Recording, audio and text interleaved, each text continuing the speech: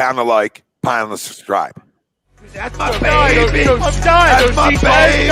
We're going at it at 110%. I just want 5 minutes of happiness, please. Just give me 5 minutes. And they scored. They did it. Left, beat left. What the hell was that? Oh, yeah. What the fuck are you talking about?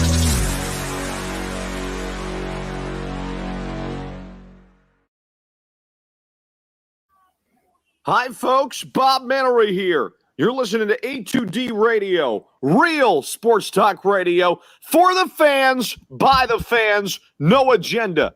These guys are the best in the business. Hashtag it. No notes.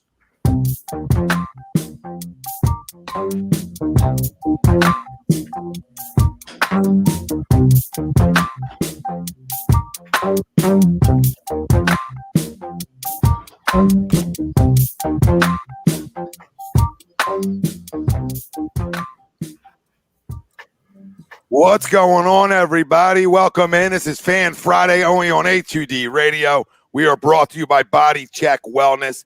And listen, go to bodycheckwellness.com. Use promo code A2D. Get 20% off at checkout. Think about it. Go do it. Don't even think about it. Just go do it. The clarity and focus one we were talking about before. I've been taking it for 2 months. Guys, locked in, never been clear. It gets the fog out, clears the fog. It's the best way of saying it. Hey, you got fog here? Clears it. Go to bodycheckwellness.com, promo code A2D for 20% off. Tom Arnone, Jake Friel, Pete Young, the family out there joining us. What's happening? How are we feeling? And we got a ton to talk about. A ton. Fan Friday it is, so we'll do our call-ins. All right, start them around 11:15 area. And let you come on for 5 minutes and ran it out with us. All right, Super Bowl preview. Got a big one. It's a great one. All right, Bucks, Chiefs. Can't ask for something better. You really can't unless your team's in it. I think this is going to be one of the better Super Bowls we've watched. I truly do. A lot of offense and some big plays. Going to be exciting.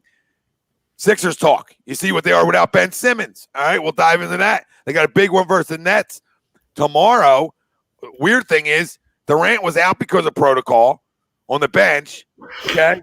Then he played, and then they pulled him. So he's not traveling. So no Durant for the Nets tomorrow night, and that's going to hurt them. I mean, it's plain and simple. You know what I mean? They can't lose him and expect to be the team they are. Like, you know what I mean? Against us, okay? And we see the difference of Ben Simmons and no Ben Simmons defensively for the Sixers at least, and being a point guard who's a damn good distributor. So we'll talk Sixers later on the show. Flyers, Bruins. We'll dive into another blown lead for the Philadelphia Flyers. All right, we can start the excuse train. Start the excuse train, baby. But our main topic at hand, and I hate to talk about it, but listen, it is what it is. And it's the Carson Wentz trade rumors. And our poll question is brought to you by Specialized Physical Therapy, LLC, Burlington, Cherry Hill locations. Find them on the web. SpecializedPhysicalTherapy.com. Our poll, you want at least 2 first-round picks for Carson Wentz. Agree or disagree? Let us know. Facebook, YouTube, Twitter, Twitch. That's where we're live. Everywhere you get your podcasts, we're there as well. Like, subscribe, follow, download. Join the conversation. Get it off your chest. Let me know. Let us know. What do you want back? All right? And you can say, no, you don't want to trade him, and that's where I'm at. But guess what? Like, I don't know what to think anymore. So at this point today, when more BS comes out in my eyes and people are looking for stuff, all right, I don't even care anymore. So I'll play the game now at this point. I'll play the stupid game that, we're trading them. All right, I'll play to this poll question. And yes, I agree. At least 2 first-round picks. I know people, I don't trade them then. All right, I don't trade because of the cap hit. So simple as that. I don't want to trade him because of the cap hit period this year. But for the people who do want to trade him, all right, you need at least 2 first. At least 2 first, and you can't even give up your first. You understand? You need to have at least 2 first-round picks this year and 2 next year for me to even consider this. So I need at least 2 back in this deal. And I said the other night, and a player. Like, I want a player too under the age of 26. All right, I'm not in the business of trying to trade Carson. Okay, but if we're going to play this game that he's going somewhere, And I'm going to say it again. I do not want to trade Carson Wentz. One, because of the cap hit. And two, I still believe he can play football. All right? I don't think he forgot how to play. All right? It's one terrible year. Guys have them. Great quarterbacks have had them. So I don't want to trade them. I think it's going to come back to bite us in the ass. But if we are, I want at least 2 firsts and a player. And I think if anybody settles for less, all right, it could haunt us forever. This could haunt us. But if you settle for less, it's really going to haunt us. If you think just getting a first-round pick back and call it a day, it's a good thing. Bless you. It's a good thing. I think you're out of your damn mind. I think you're out of your damn freaking mind when the other quarterback threw for 52%. Guy had no offensive line this year. Can we just call things what they are? No quarterback played well. All right? That's why we fired our head coach. So why do we want to trade either one of these quarterbacks right now? But if we do, you better give me 2 firsts and a damn good player. And I'm so sick of this. I'm sick of this conversation. I'm mad, fam. We're going to get to all your comments. I'm mad because it's even a conversation. We're moving on from a 28-year-old quarterback who has shown he can play in this league for unknowns. They give Jalen Hurts the keys for what? Then the next quarterback to come in and another controversy to start? And people tell me they want to draft the quarterback in the first round. Are you out of your fucking mind? And I'm sorry for the language, but are you out of your mind? With this GM, the only thing he's been good at is free agents and the cap over the last 3 years. And now we're giving him more keys to the damn castle. Oh, because we got 2 first-round picks back. They're unknowns. First-round picks are unknowns. And especially when you got this regime and what they've showed us over the last 3+ years. So you're giving away a known for unknowns. So this rebuild is what it would be an easy 5-year. All right? And if you don't ever find a quarterback, you wonder how long that can go for? Does anybody want? Riddle me and everybody here tonight. Riddle me how long that goes for until you find one. Your little rebuild. So you're getting rid of one, thinking you have one. Huh. You better hope this organization, if they trade him, better hope Jalen Hurts can play at a Pro Bowl level. That's all I'm saying. That is all I'm saying. I'm not saying he can, indifferent. In 4 games, I didn't like it. I wasn't going to be sold one way or the other in 4 games, but it wasn't overwhelming. Okay? It wasn't overwhelming. 52% completion percentage, etc. So you guys all want picks back for a proven quarterback in this league. You know how much of a joke that is? Do you know what you're doing here? Do you know what we as a fan base and the media are doing in this city when we are running talent and players out the door? We do it to Ben, right? He's out last night. We get rolled. Okay? So it goes around. Like, don't think the grass is greener all the damn time. As soon as you guys don't perform up to a level, let's run him out. He's done. He stinks. He's garbage. He's soft. He's A, B, C, and D, the things you want to come up with in your damn head. But you don't want to look at the positives he's done. You're not football fans. You guys are a bunch of savages, is what you are. Bunch of savages. I mean, we're talking about people out there just crushing a man's character constantly, and then you're like almost forcing him that he has to say something. Like, oh, because he hasn't said anything, he doesn't want to be here, and we're just going to continue this talk. And yeah, Todd's right. How we can't draft where's the lick? Mm-hmm. And I just don't know what you guys want. I don't know what these people want. I'm not saying to people in the chat or you guys. I'm not trading his ass. And if you're trading his ass, if you don't get 2 first back and a player, and then second off, if them guys can't play, then where are you at? Because everybody riddle me to where the fuck you're at. You'll buy into this nerd up top. Okay? We're going to make a million excuses when Jalen Hurts played. Well, he's young. You can't tell because, one, you're getting thrown into this situation. All right? And the line is atrocious. Same thing with Carson Wentz had to deal with. So, he just had fresh legs at the time. Why can't we have them both? Design plays for Jalen Hurts. Be fucking creative one time. The missionary. You had 2 quarterbacks. You paid one 128, and then you drafted one. That's you. So figure out how to get them both to play. Simple. That's why you went and hired a 39-year-old head coach and a bunch of coach. The whole coach staff's under fucking 40. There's a reason you did that. So be creative. Think outside the box. You drafted them. You signed the other one for 128. Bunch of just, hey, honey, I'm coming in tonight. How Rosen type of guy goes to Jeffrey like, listen, I'm coming in tonight. Jeffrey's like, hey, listen, let's do a little doggy. Yeah, we're gonna stay missionary again tonight, okay? Because that's just what I am.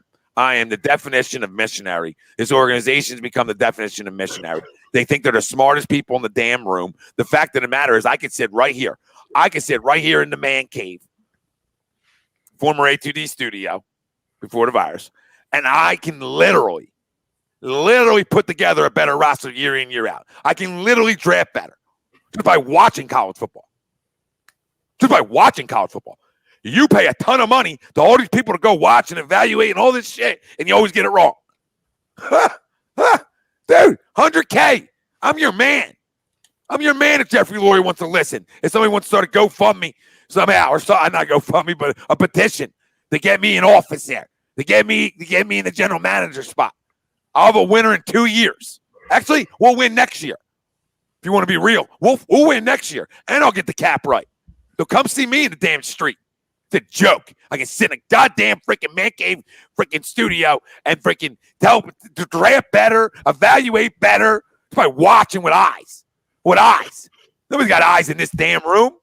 It's a joke. It's a nerd party. It's freaking Analytics City. Analytics City. Somebody jerk me off to analytics some more. I hate it here. I'm sorry I'm still talking. I'm sorry, but I hate it here. The Eagles trigger me. The Eagles make me hate Eagles fans. I hate a majority of people right now. I'm not going to lie. I hate a majority of people. I hate character smearing. I freaking hate it, okay? You all want to character smear people and run them out of here and make up stories. The freaking joke of a city that we're living in right now. It's like the city I grew up in, baby, because there's a difference of being tough and hard on your players and being flat out clueless. There's a huge difference. I'm hard as shit. I do a crumb in a day. I'm like the hardest cat around. I'm personally trying to attack people. All right? Carson's been a crumb before. So don't give me this nonsense that you all come up with that he just all of a sudden stinks and he's this, that, and the third. All right, put some accountability on the damn general manager who has gotten him nothing. And we came into this year, and what do we say? He threw for over 4,000 yards, 25-plus touchdowns with a bunch of nobodies on the outside. Okay? Well, that's what we said. And we said, oh, we just got to get him more talent. So we don't, and then everybody gets hurt, and it's like, oh, he stinks. Think about that. That is what just happened within one season. You idiots. And I say that with all due respect, because I love you all, but you're idiots. Even though we're family can say that at the dinner table. It's like dinner table talk. You know what I mean? Like I can say, you're an idiot, but I still love you. I still love everybody that's listening. Okay? I just think it's ridiculous that we're not us having a conversation because we almost have to. You know what I mean? But the organization has driven me to a place I don't want to be. And I'm sorry to lash out at the people. But you guys are part of it. All right? We're all part of it. Slow down on freaking players. Jeez, my own. Come up with something else to talk about for 5 minutes. Okay? Come up with another article. Have some creativity in your life. We did shows every damn day through a quarantine with no sports on, honey. Okay? You can get a little creative one time. Go to your editor. Hey, while you're jerking them off under the table. Got another Carson story. Freaking losers. Nerds and losers. All right? Freaking clickbait me. Somebody clickbait me.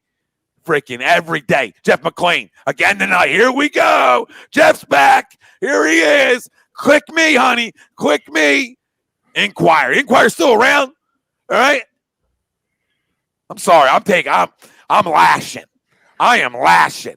I am sick and tired of any of it. But yes, back to been a lot under the table talk. I'm just mad that we're at this point. And then everybody's like, oh, well, 2 firsts. Like, I said it. I'll take 2 firsts on a player. I'm not happy about it. But if they're going to do it, that's all I want then. Okay, I wouldn't trade them.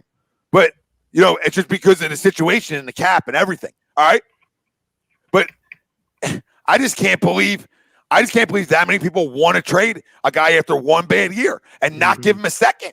Not give him a second. You brought in a whole new coach there from the Colts. I thought he slept in bed with Frank Wright. Everybody told me, he loves Frank. Orlowski's like, that's like his long-lost brother. You know what I mean? They sleep in bunk beds together. You know what I mean? We got look at all the room for activities. You know what I mean? That's what they're saying to each other. That's what I was told. All right, freaking like stepbrothers. My home, okay? And they get the whole staff, like the Colts whole staff here.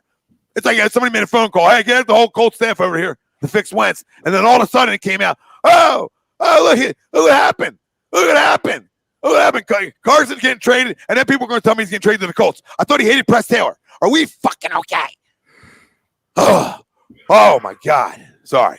Okay. You come on at 11 o'clock. Hold on, because I'll call anybody. I don't give a rat's ass. You don't got to like me one bit. All right, but I'm speaking for a lot of people that have a feel for the game. All right, have a feel for the game. Okay? So you come on here at 11:15, and you can tell me how corny I am, and that's fine. And if you want to take shots at me like that, I'm fully will accept them because I'll just verbally attack back. But at the end of the day, we come on here having an educated conversation if you like, all right? Or we can take shots. So you decide, all right? You decide, okay? You decide. I'm sick and tired of this organization, and you're all putting it on everybody else. This loser GM hasn't hit a pick in 3 years. Have you watched it? Have you watched this organization fail from the top on down? Have we freaking witnessed it? Put some accountability somewhere else besides one damn person. You morons. Nothing written about Howie Roseman. Nothing written about Jeffrey Lurie, you losers. Read about the same thing every day.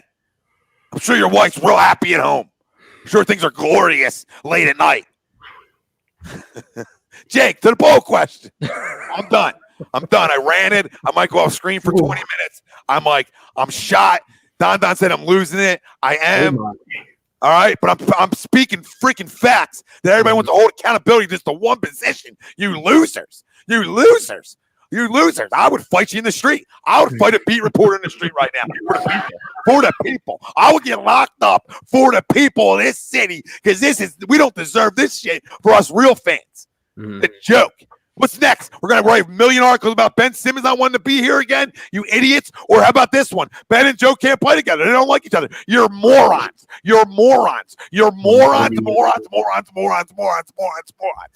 All right, Jake, to the poll. I agree. Does anyone get back? No, whoa. Thanks, Jesse. Jesse, we love you, for real. Appreciate you, Jesse. The Tom's not losing it. It's the absolute truth. No, it's built up. This is built up bullshit. And we're going to go fund me. That's my man. Tristan. They go fund me. Bail me out. I will fight. Who? Elliott Shore Parks? I'll fight Elliott Shore Parks. Line it up. Set it up. We'll do an old-school street brawl. I'll be rolling motion of 3 years of bullshit from this organization and 3 years of shit articles from all these guys that go because they go on 97.5 or they go on 94.1 once in a while and they call in and everybody's like, it's gospel. Look, did you hear what he said? And everybody's at home like, look, we're trading them. And you guys are like freaking skiing. That's how many handies you're giving because you're skiing that fast. You freaking losers. Skiing that freaking fast. Can I fight Gilio?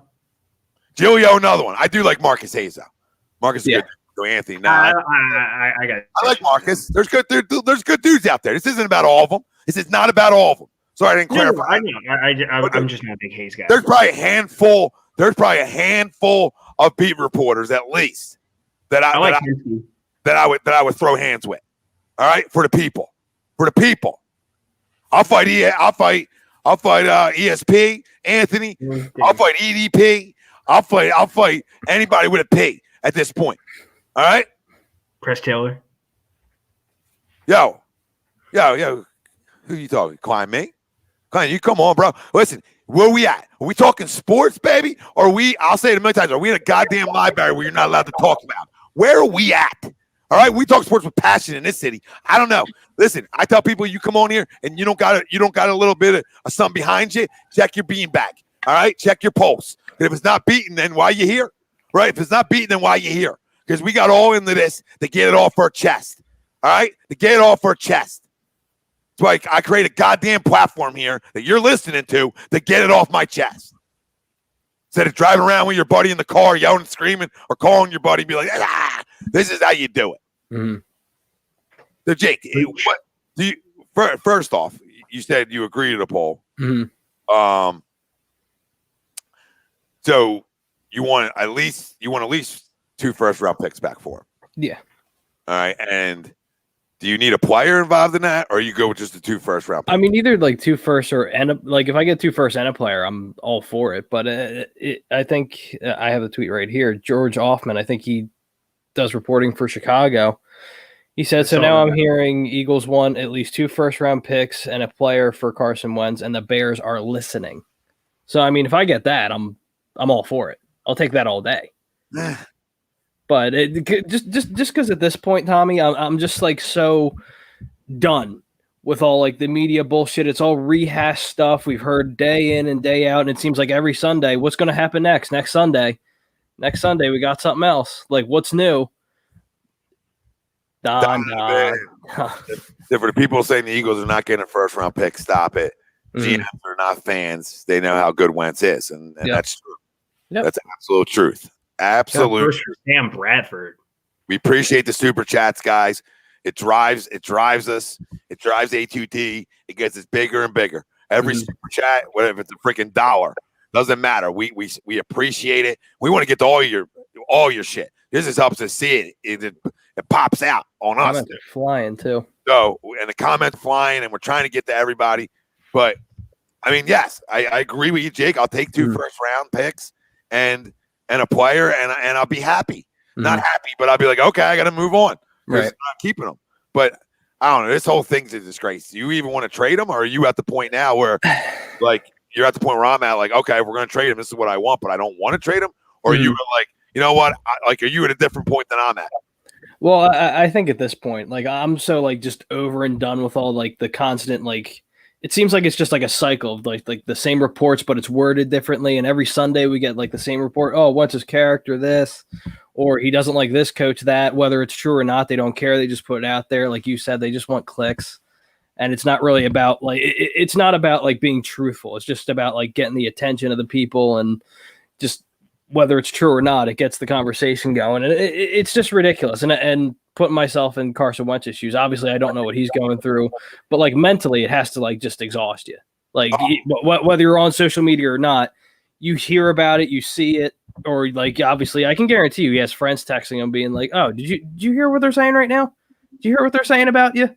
Like it's just like so mentally exhausting. And it's so ridiculous how the Philadelphia media gets like such a notoriety as far as being like a tough media play, just like one of the toughest media places in the country when it comes to players. And it's I'm not trying to make an excuse for the guy, but if I'm Carson, get me the hell out of here. Like what is going on? Like, what do you want me to do? Like, everything's my fault. And it's ridiculous. And Jake, people are saying, so this is the other question I have for you, Pete, and I mean Jake, and then we're going to Pete. Okay. People are saying like the silence, right? The silence is concerning. Right now, the silence doesn't bother me because he's not like really a guy who's like really active on social media, period. So it doesn't bother me. But the silence, does the silence, bother you, or are you indifferent to it? No, because I'm seeing all these idiots on social media being like, "Oh, Carson needs to say something. He owes us that much. He doesn't owe you anything. He doesn't owe us anything." That's what people don't understand. Like, I get you're frustrated and you want him to play well and get it back to that 2017 form, but at the same time, he doesn't owe us anything. And I think that's where a lot of people just don't understand it. And I get the criticism. Like, it's not necessarily a great look that you're not saying anything, but you don't have to. You don't have to. Like, you don't owe us a tweet. You don't have to be like, I want to be an Eagle. I want to be here. Now, again, he doesn't have to say it, but it's ridiculous to these lengths that people go to where they just like want to assume things, being like, oh, well, if he's not saying anything, he doesn't want to be here. He doesn't care. It's not true. It's just he's not an outgoing person. That's just not his personality. He's not on social media 24/7 like a lot of these diva wide receivers or players at different positions are. It's just I don't know. He's just a private guy. He keeps to himself. He's always been quiet, and on game day he's loud when he needs to be and speaks up when he needs to. But it's just Jordan. No, I don't know. I don't know. I don't know. I don't think he wants to leave. Like, I don't think he was actually yeah, I want to get out of here. Mm-hmm. I think a new coach and a new staff was probably gonna brighten things up for him too, right? Mm-hmm. And have hope. So I don't think he was there yet. But I mean, at this point, I don't know. I don't know how he feels, because he hasn't talked. And I know people out there are saying that he needs to talk. Like, no, he doesn't owe a presser, guys. No, he doesn't owe anything. Presser in the goddamn off season. Like, he doesn't need to. It's not his thing. So, I mean, it is what it is. Listen, we're running the guy out of town, and there's nothing we can do about it at this point. Mm-hmm. And we just have to, I guess, move on from it.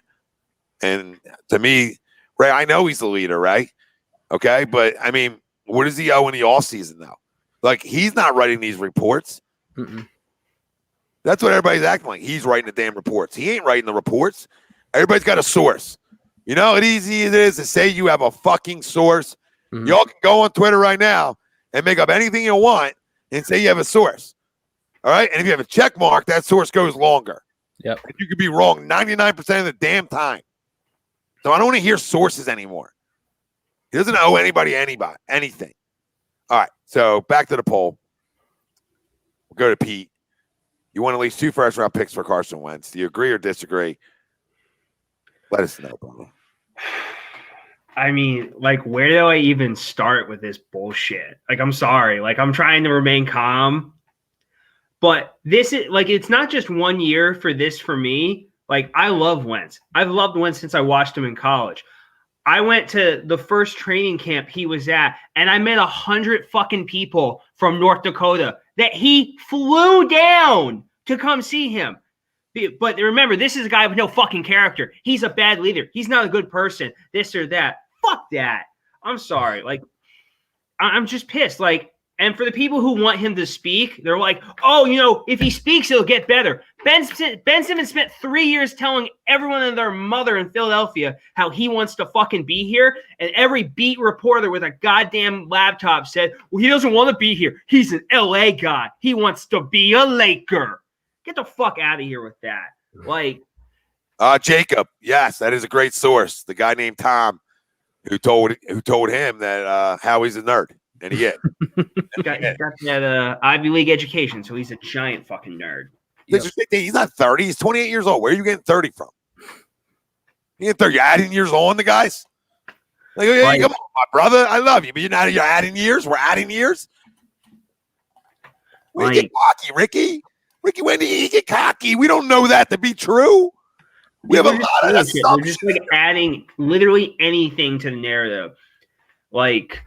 He had a bad year. He was not good this year. Do I want to fucking trade Carson Wentz? God, no. I still believe in the talent. Yep. Do I want 2 first-round picks? Obviously, he's a fucking franchise quarterback. The funny thing about Carson Wentz is it's the same thing. I feel the same thing about Ben Simmons. They supposedly suck, but we'll get mad if we don't get top dollar back from them. Ben Simmons is garbage, but yet Houston and the Spurs want him. Carson Wentz sucks, but we need at least a first-round pick or 2 first-round picks and a player back for him. But he's garbage. So which is it? Which is this narrative? Is he a trash player or is he a good player? Because good players get good picks back in return. Trash players get a 6th-round pick back. Where are we in this city? And I agree with you. We love running dudes out of this fucking city. We love driving them out of town. It is ridiculous. Mm-hmm. They're trying to trash this man's character. Are you fucking serious? The guy who's building fucking huts in Africa, the guy who's fucking feeding the homeless in a fucking food truck is a bad character guy. Fuck it. If I had a daughter, I'd let that motherfucker date her. Are you serious? This is a man with good moral fiber and character. Pete, I did a show on a former podcast 3 years ago. Let me get to Chris. We appreciate Chris for the super chat. He says, Why was he turned on? One bad year. Look at A-Rod. He got injured and then a rough patch. Yes, I mean, he had a horrible coach, but look at him now. Yep. Yeah, you're right. And Rodgers dealt with that, and people in Green Bay were like trying to run him out too. So, just be careful. That's all my thing is be careful. Mm-hmm. And I know what Pete's saying about like everything he does off the field. Now he's a good dude. Like I don't necessarily even give a rat's ass about that. Okay, I do. I want guys to be good dudes, but I really don't care about that. I care that he's a good football player or not. You know what I mean? So like, no, I get what you're saying. No. Yeah, and I get what you're saying too. Like, don't smear his character. There's reasons why not to. But again, he's a good football player too. Like one bad year does not make you a bad football player. Like Miles Sanders had a bad year. A lot of people still think he's a really good football player. Zach Ertz had a down year, right? Injuries, etc. He's still a really good tight end in this thing. Okay, so guys go through bad years. In baseball, guys go through slumps. At the quarterback position, you go through slumps.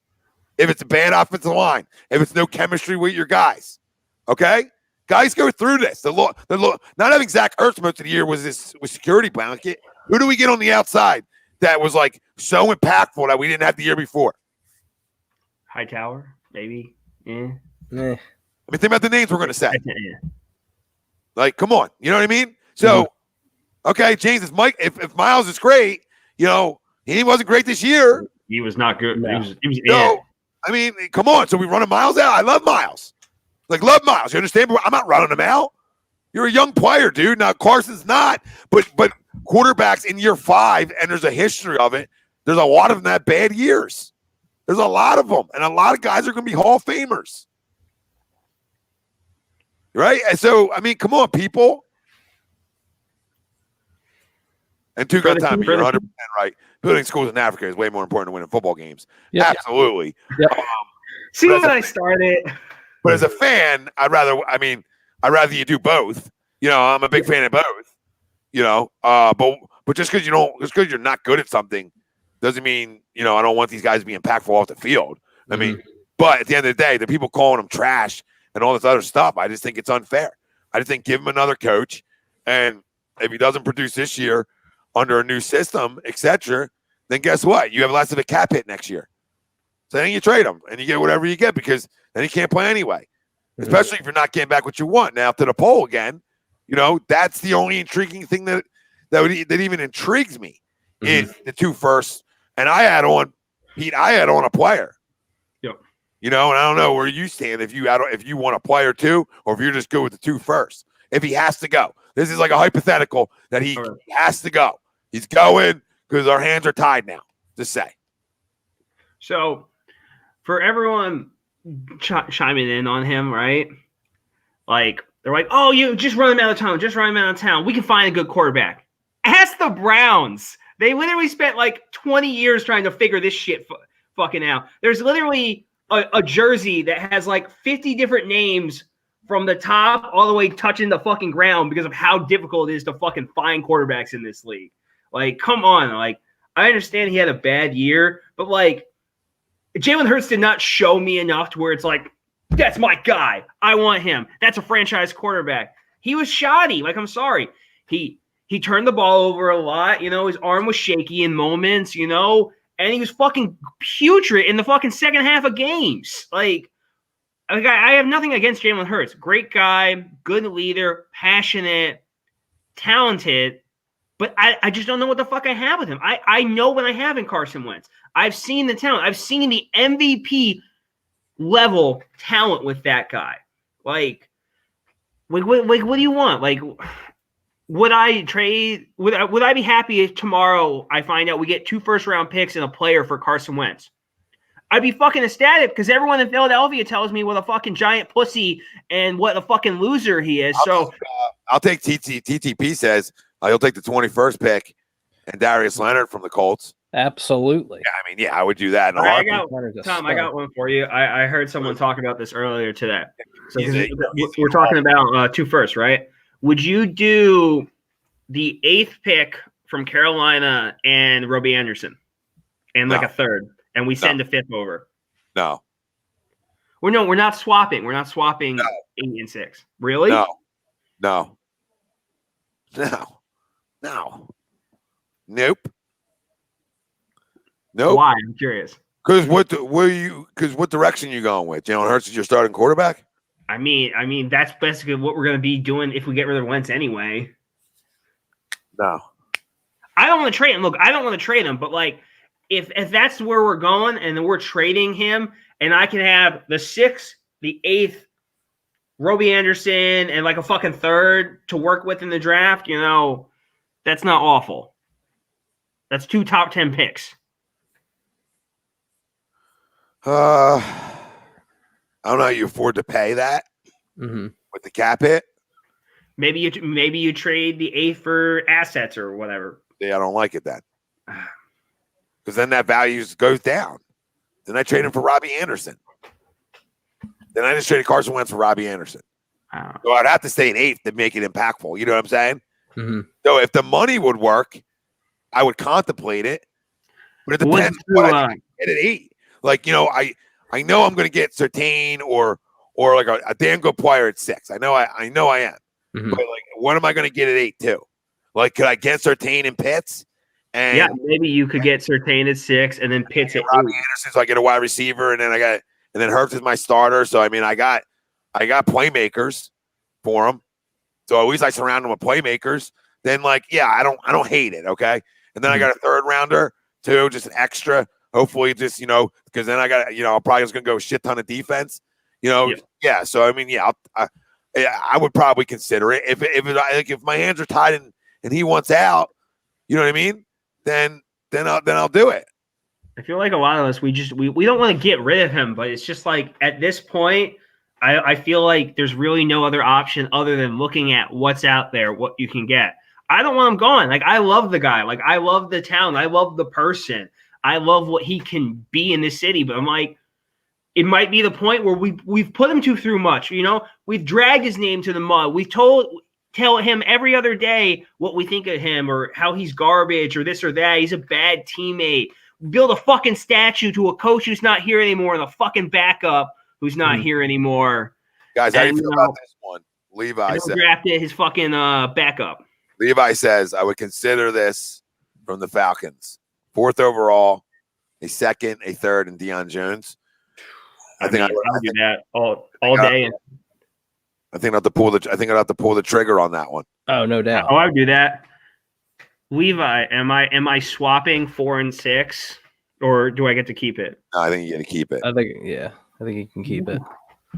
I would do it. I would definitely do it. So you get that's a sexy trade. That makes me think about it. No question. Yeah, or makes you really think about it because then you're getting a pimp, and that can be whoever. I mean, maybe get Devonta Smith and Patrick Surtain. I mean, you have a lot of options to play with there. Then, so we'll that stupid Jalen Hurts tongue meme out. People were saying he was going to get traded tonight, so and that aged well for people. So yeah, I said 20 minutes before the show or 20 minutes after the show. Probably. Yeah, I mean that's also a possibility too. And then we'll have to go live again with our live reaction. So be fucking pissed. Be like, it's 2 a.m. Pete, wake up. We got to do this. Wouldn't shock me. So hold on, here's another one I'll throw up here for you guys. Oh man, I lost it. It was the Broncos one. Yeah, I was actually thinking about that. That's an interesting one because Elway loves those tall quarterbacks. Mm-hmm. It's like his porn. You get 9 and trying to look what else he said. Oh well, I lost it. Right in. Whoever wrote the Broncos one. Yeah, but then they would probably have to move them. Bry, obviously, then they have to move. They would move Matt Ryan. Mm-hmm. Sheldon says, NFL Wentz is trading on Monday. NFL doesn't want trades coming in. They don't care. They love all the publicity every day of the week. Yeah. Are you kidding me? This shit leading into Super Bowl Sunday, it's fucking good. It's number 9 in a first next. I'd be tempted. I'd think about it, but can I get a player included in that? No. Really? So people are saying a lot of people are reaching at 6. Like, I don't think Pitts is a reach at 6 if you watch him. So at all. Surtain's not a reach at 6 if you watch him play. Mm-hmm. I don't think Surtain's a reach at 6. I think Pitts might be just because of the 2 other guys who are there. I don't think we're getting Cortland Sutton too. No. No. As someone who had to watch Bronco games in the offseason, oof, that kid can ball. We're not going to get all the things we want. Yeah. Either. Like I don't know. I mean, maybe there can be a bidding war. Maybe they can bid off other teams if they're really trying to get rid of them. Like maybe. And that's and then his value is going to go up. But like, I don't know. This is at a point where like I'm so just bothered by it. Like, it's amazing because I feel like this was started from the media and being bored. Donovan says, "I seen Wentz could restructure his contract because he wants out." Yeah, I mean, there's ways of him restructuring. That'll tell you if he wants out or not. Like if he doesn't. And guess what? If he went to Denver, that's a damn good football team. Just to let people know.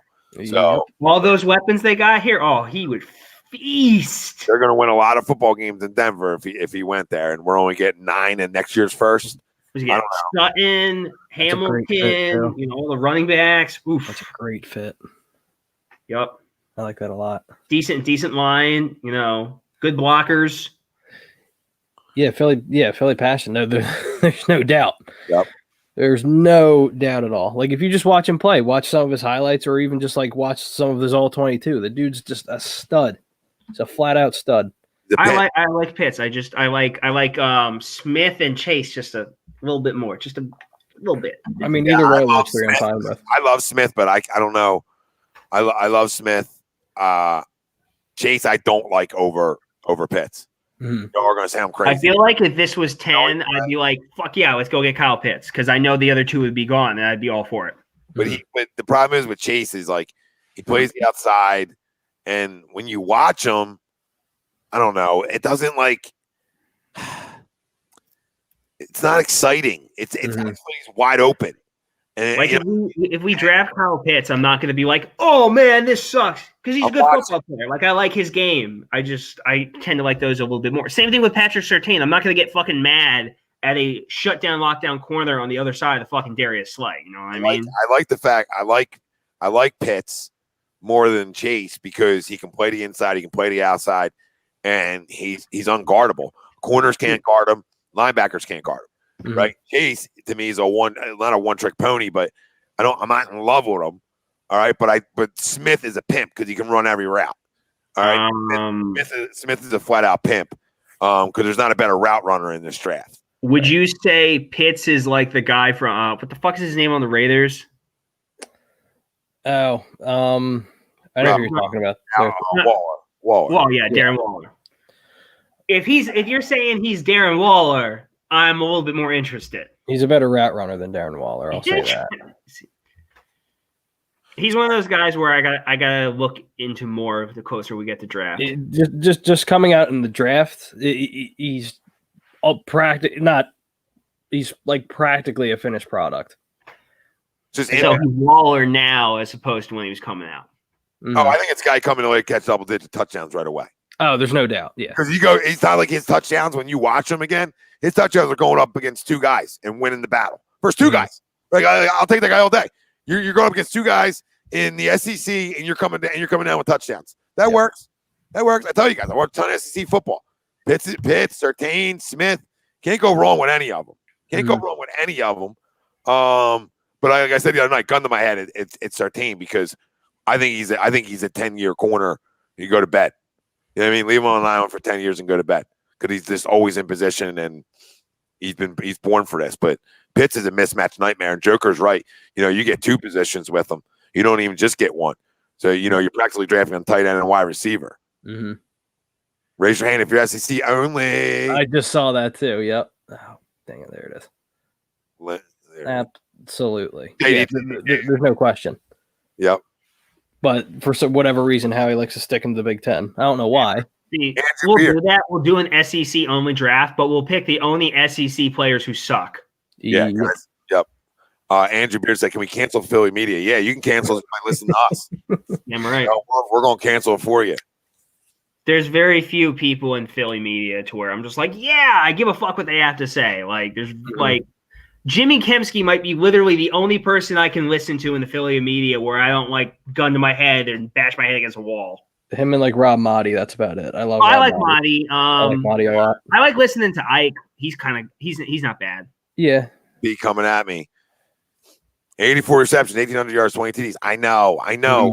I just doesn't. I don't know. Something about him, TT. I don't know how to tell you. I got guys higher. I wouldn't be mad if they drafted him. I'm not gonna be throwing shit or be yelling and screaming. You know what I mean? Like, not at all. I want to confirm that about Chase. I just don't have him as high as some of the other guys. But that's not a shot at him.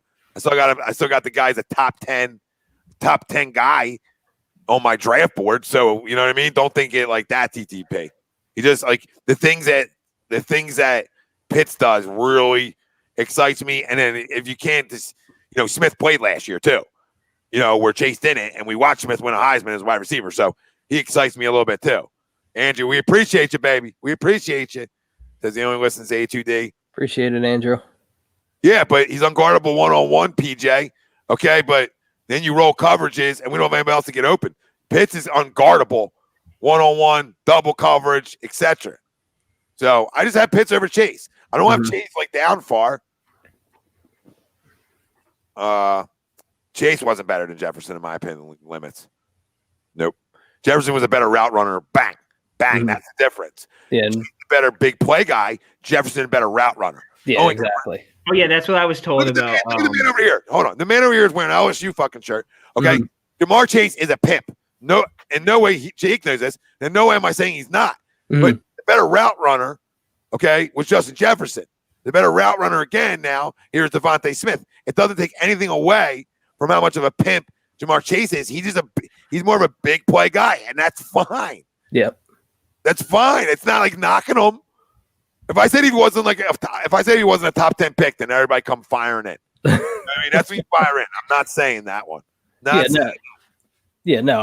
been a big Chase fan, and even when Justin Jefferson last year, everyone that follows A2D knew how much I wanted Justin Jefferson, and we saw how good he was. Now, again, my only concern, and Tom shares the same concern I do with Jamar Chase, is that he hasn't played in a year. He hasn't played football in a year. Yep. Now, you're going to have those hiccups to where obviously he's going to contribute and he's going to make plays. There's no doubt about that, but it's just depending on how long is it going to take for him to get back into the routine of actually getting used to getting hit and dealing with contact and separation and stuff like that. Like, it's fine when you're like training and practicing and stuff like that. That's fine. But like once the whistle blows, it's a whole different type of game. Not saying that Chase isn't going to be good, but that's my only real concern. And that's other than that, you're getting a stud wide receiver. But yeah, that's my only concern. Don says, what's going on my ATD peeps? Over 100 people in this chat and only 28 thumbs up. Come on, y'all. Get it together. YouTube side. Smash that like button. Let's go. Smash the like button if you're on YouTube. Smash the like button if you're on Facebook. Smash the like button if you're on Twitch with us. Smash the like button if you're on Twitter with us. All right, retweet it. Share it. Spread it to your friends. All right, the best in the business. No notes. We're bringing you just the voice of the fucking people. Soak it in, enjoy, and get it off your chest tonight. But pound the like. Let's go. Let's go. Raise the roof. Pound the like. Pound the like. You go lower. Like pound the like. We're doing ski poles earlier. We're talking about beat reporters taking their stories in. A lot of missionary talk earlier. Jordan Ray is the best in the business. Yes, sir. And yes, PJ's right. When you have that many weapons too, life's absolutely, yeah. On Jefferson, Barrow. Remember, he had the number one player in the draft, and probably would have been rookie of the year, Mr. Barrow. Healthy, yep. All right, on his team too. So Jamar Chase, yes, a pimp, but you got to count that in a little bit. I love this. I'll just keep reading all these off. Yeah. Oh, now my thing's not working. It does this all the time. Andrew B. Andrew, there he is. Well, my shit just doesn't work. Stops letting you click on comments for some reason. Yeah. The best in business. Who else got it? Philly Sports Passion. 97.5, 94.1 is a thing in the past. ATD is not a future. No notes. Let's go. Yes, sir. Let's go. TTP. Yeah, TTP. Jacob, the best in the business. No nerds. No nerds. Wentz for Foles. Oh my God! I'll Get punch the somebody fuck in the out of face. here. I'll punch somebody in the face. Who's that, Rome? Joe Mama, I appreciate you, baby. I appreciate you. I'm here to just get loud and yell and scream and clear. I always say clear the pipes. It's like clearing the pipes. You know, get your little handy in the morning. It's like clearing the pipes out. You know what I mean? CTP says, the best in the business. I want people to start sending in videos because I don't know if somebody can do exactly like me. I want to see somebody out there that can, Oh my God. do it. Yes. Exactly Yes. Tom Arno in the special invitation. Yeah, it's Tom Arno, A2D Radio, the best in the business. No notes. Can somebody do it out there? You want to see me be put in a straitjacket in a mental institution? They trade for fucking Nick Foles. Yeah. Yeah, fam, just send us all your videos of literally that. Just send us all your videos. Start something though, Jake and Pete. I am going to start something where I want people to send in their rants. Mm-hmm. Their crumb of the days, yeah. Their crumb of the days. We'll talk about it. And we'll take like the best one from each day, right? Mm-hmm. So we'll take it in, and the best one from each day we'll post for the people. That's what's up. I like it. For the people. You guys can all get in on the crumb of the day. You all get in on it. You send it in. You DM us on either Instagram, Facebook, Twitter, wherever you're at. All right? And DM us in and send us your videos. All right? Starting Monday. All right? Starting Monday, you can DM us your videos. And the best crumb of the day, that video will get played on our platforms.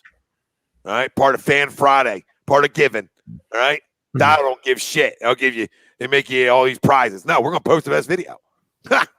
Done. So you got to like your face on camera a little bit. Like Santa Claus, man. Just like Santa. Giving. And then guess what else we're giving? While we're at it, while we're in the giving mode, this is what we do here. Body Check Wellness. Oh, well done. .com. Promo code A2D. 20% off. I'm telling you, I take the clarity and focus. It's amazing. And a big thing, Body Check Wellness is a line of products, right? And it promotes wellness, balance, and recovery. And what you learn from a lot of the products in the situation we're in now, help your immune system dramatically and drastically. And that's also what people want to hear too. When you really read in on the products and what they have to offer it. And that's another add-on on what we're going through now when everybody's worried about their immune system too. So go to bodycheckwellness.com, promo code A2D, 20% off. And everything's out of hemp. Okay. So you use hemp for everything. And there's all kinds of read up on everything. They got descriptions of everything on their website. It's really cool. Bodycheckwellness.com, promo code A2D. It's right there at the bottom. So it's body, it's spelled body, everybody. Check is CHEK and then wellness.com, promo code A2D. 20% off, fam. Go check them out. All right. I promise you. Clarity Focus has got you locked in like me. All right. Got you locked in. Can promise you. We'll be locked in when you send your crumb of the days in. Better go get yourself some clarity and focus. Oh, no. No. What's wrong? Because then we're circling back again. It's the whole thing. We're circling back again. He's won 4 games in 2 years. Yeah, then we're circling back again. If Jalen Hurts has a bad game, you know who everyone's calling for. Thank you, Jake. And whether even if Foles comes back anyway, and people, and this is the other thing too. If Wentz even comes back in general, people are like, "Oh, start Foles and let's trade Hurts then." No. And if Hurts has one bad game, or even one bad drive, I'll even say one bad drive. Put Foles in. Yeah, it's the same thing over and over again. I will take Roquan Smith and a first and a third. I think he's a second. Was it 2 and 10? A first, a second, and Roquan Smith, and I'll do that deal with you right now. There you go. Yeah. Because I know I'm getting an impact linebacker immediately. I know Roquan Smith. I'm getting an all-pro caliber player that can play and is young and can play right now. I know he can play. So the first I don't know about, but him I do know about. And I get a second. I need a second too. I need a first, a second, and him, or a first, a third, and him. And I'm not giving you shit. I'm just giving you a quarterback. You want the quarterback so bad, give up the assets. I don't want Mac because he's older. And I don't know. Yeah, no. I don't like his contract. I'm so iffy on Mac. Because I just don't know if we're ready to win this second either. No. Right? We're ready to win second, then sure. But like if we're that confident Jalen Hurts, we're like, yeah, well, if we get back, we can win a Super Bowl next year. Yeah, I mean, like that's not realistic. So, if we had Carson still and got Mac, I'd feel better. But yes, George Witter says we are fucked if we trade Wentz. I'm not sold on Hurts, and I'll be mad if Howie drafts another quarterback. I think that's what he said because he got cut off. Yes, if another quarterback gets drafted, I will listen. I might not do a show for 3 months. Quarterback gets drafted in the first fucking 5 rounds of this draft. But things have been crazy before, right, guys? I can see him getting 2 first-round picks, drafting another quarterback. All right, and I'm telling you, this place would be going crazy. Yep. Crazy. Lamont, what does it matter, Lamont? What's an LSU shirt? You can't wear I can't wear my favorite college team. college teams? Yeah, I can't like a college team outside Philadelphia. Sorry, like Rudolph Temple, grow up. Come on, dude. I'm a Princeton/Oklahoma guy. Who the fuck cares? Like, come on, what are you talking about? I never said anybody was talking about Super Bowl. I'm saying I'm not trading for an older Khalil Mack when we're not ready to win a Super Bowl next year. No. Roquan is young, like Limit said. He's 23. He's only 23. And I know he's going to be. He already is a damn good linebacker. I'm in. A first, a second, and Roquan Smith. Like Ricky said, I'm not like I don't want to trade Carson. We're just going over scenarios, right? And it's another. I got it.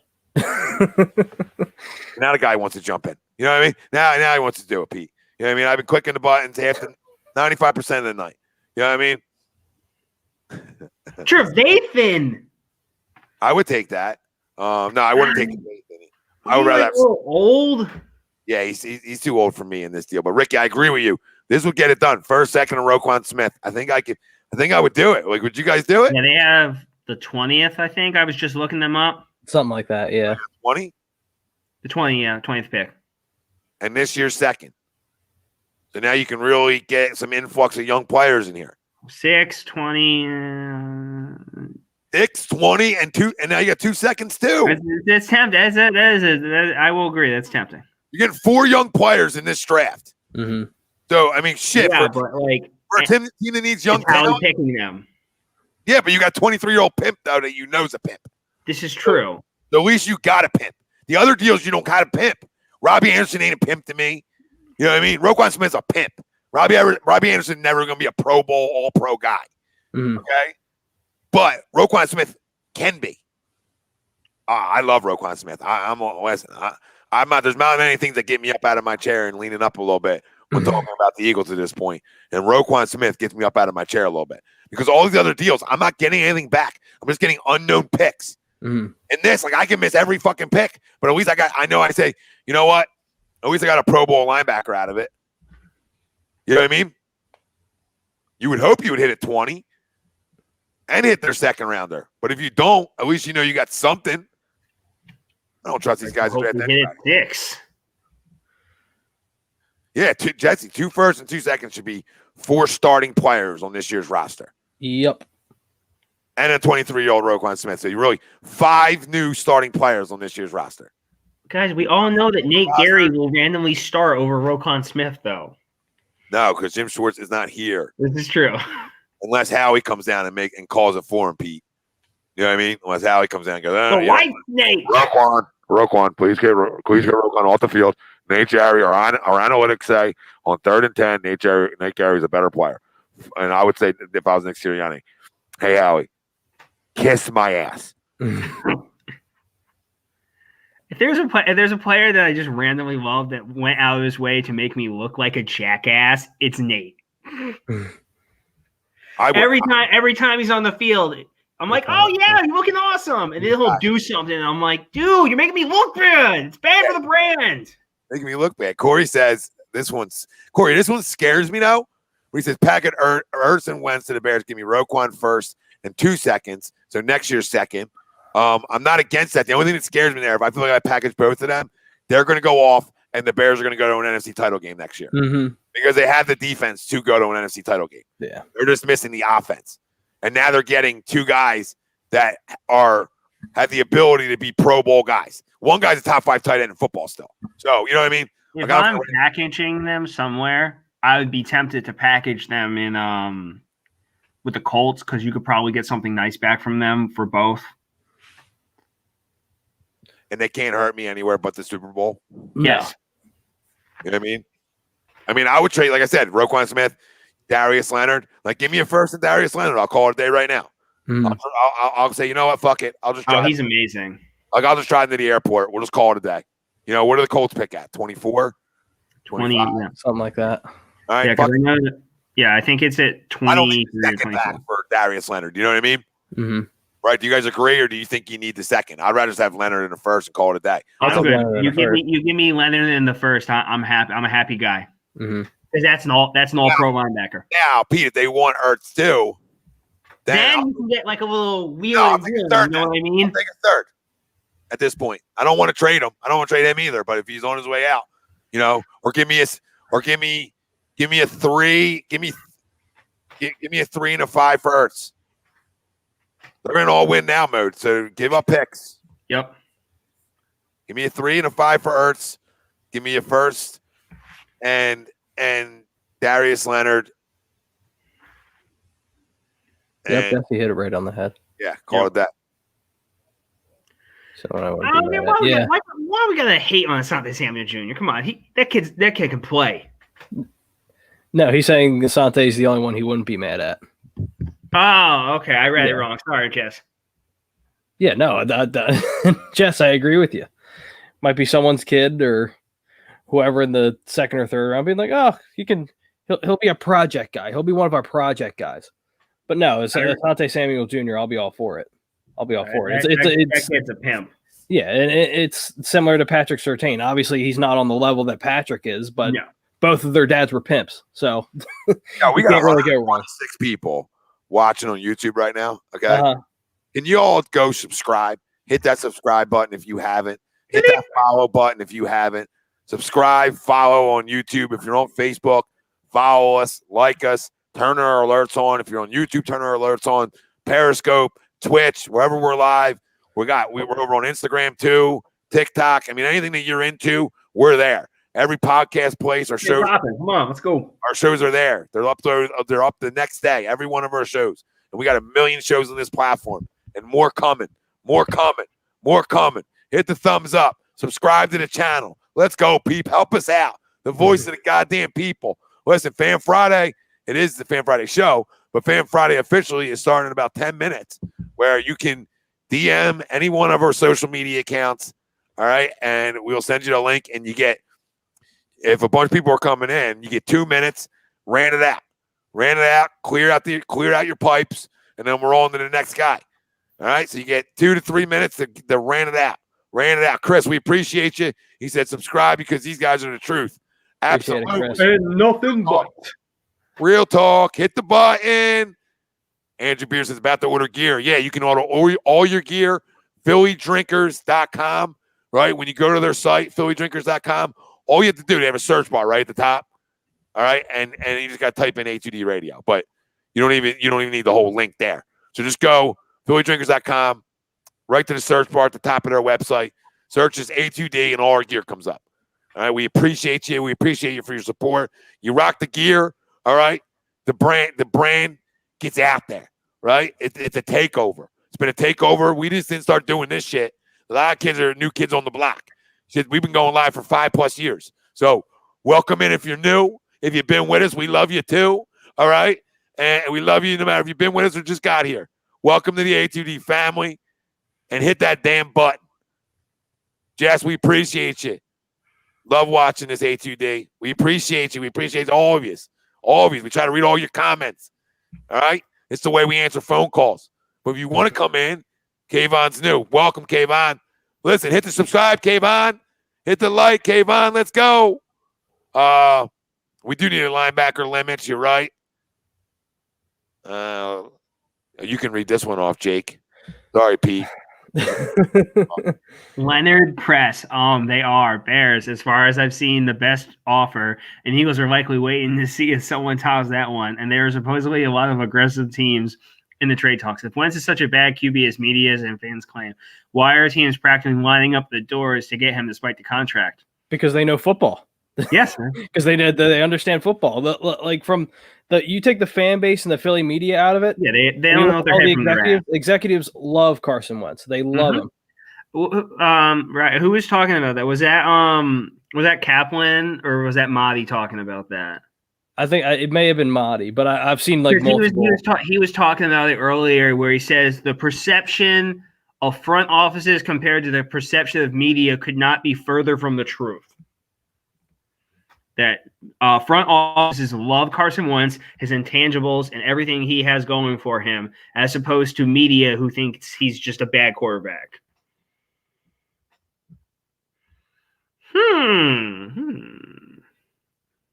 Interesting. I like that one.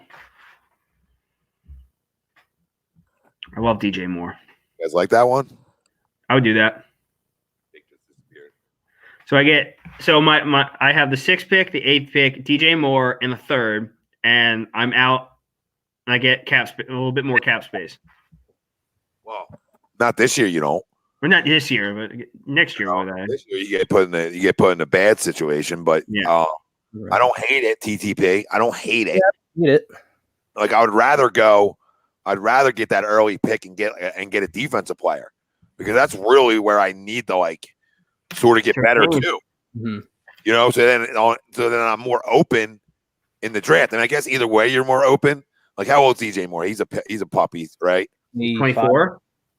Is he only 24? Hold on. I think he's 24, 25. Let's see. Run out his stats from year in, year out, Jake. I mean, I know DJ Moore, but I just like to hear his numbers. He had like 11. Yeah, he had like 1,000 plus this year. I know that. God, he's only 23. Yep. DJ Moore's only 23. What? Yeah, right. What? So yeah.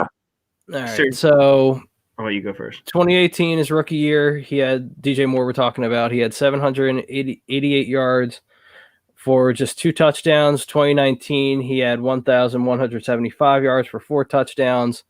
In 2020, he had 1,193 yards for 4 touchdowns again. But you're getting consistency. You're getting something consistent. Yeah. And look at his quarterback play. Yep. Yeah, not a ton of touchdowns, but the yards are there. Yep. But it definitely it's not a bad one. No. You know? So yeah, you can get what is it like? You can get a Surtain at 6. You know, you can contemplate whether or not you go linebacker or wide receiver at 8, and then you get fucking a stud in DJ Moore. Mm-hmm. I would do the trade. Appreciate you, Jacob. He said I want to be able to survive the Eagles all season without. Appreciate it. Thanks, fellas. No, brother. Thank you. We appreciate it. That's what we're doing here. We wouldn't survive without you guys. Mm-hmm. Got all the comments, coming on with us, joining us, and letting us voice. It's Fan Friday, so it's really important that if nobody comes on the show, we at least read off everybody's damn comment. You know what I mean? Mm-hmm. So either way, we want it to be about you. I don't agree that he's only going to get you a late first. I know why people are saying that. I think that the speculation's out there that there's a bunch of teams bidding or enough teams bidding. I think that automatically gets you more value than just that. Yeah, absolutely. Someone might do something stupid. That's what I'm hoping and praying for. I'm hoping there's that Minnesota team. Hurts isn't good. This is my opinion on it. Like, I love the kid, but I don't know if he's you got to be able to throw from the pocket to win in this league. Mm-hmm. And I don't know if he can throw 62% from the pocket.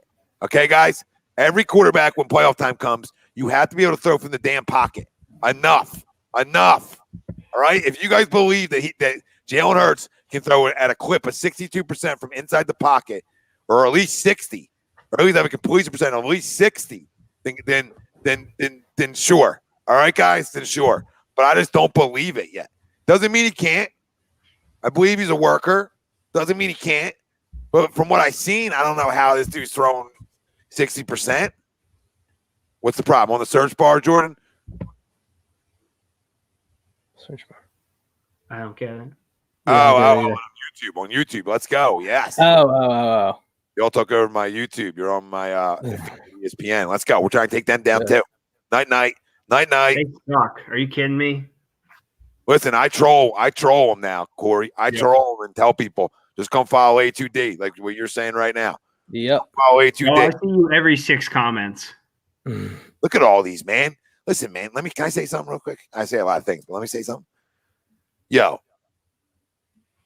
I don't care. We've been doing this a long time, and when I started this 6 years ago, this was the idea to get to the point where all these people are saying the things they're saying. Because I wanted to change the game, and I wanted people that came in here believing the same things I believe, and changing the way we do this, and changing the agenda base, and changing all the bullshit. That from day one, it's agenda-free radio. All right, ain't no agenda, ain't no sports teams paying our damn bills like these big ass companies do. All right, okay, nobody's paying our bills. And Fly Eagles Fly says A2D represents Philly sports, unlike the radio stations in this city. Yep. Go, guys. This is the stuff that keeps me going. You know, hearing this shit. Jesse, A2D is the best radio at any other radio stations. They're all clickbait. Look at this. Look at you guys. Yes, sir. Look at you guys. I just had to come back on for a second and say that.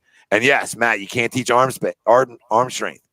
And that's another key factor to my arm. To my concern, dude. Like some guys got zip. You don't got zip, and you can't throw from the pocket. And we're talking Super Bowl. No, we're talking having to draft another damn quarterback. So then the first round picks become waste unless you get that quarterback. Right. Dude, Joe, he squats 500 pounds. I mean, how much more do you want him in the weight room? You know what I mean? Like his arm strength would be a rocket by now with all the squats and everything he does. Appreciate it, Tommy. Yep, I hate sources, Tommy. You know this. Jesse, never.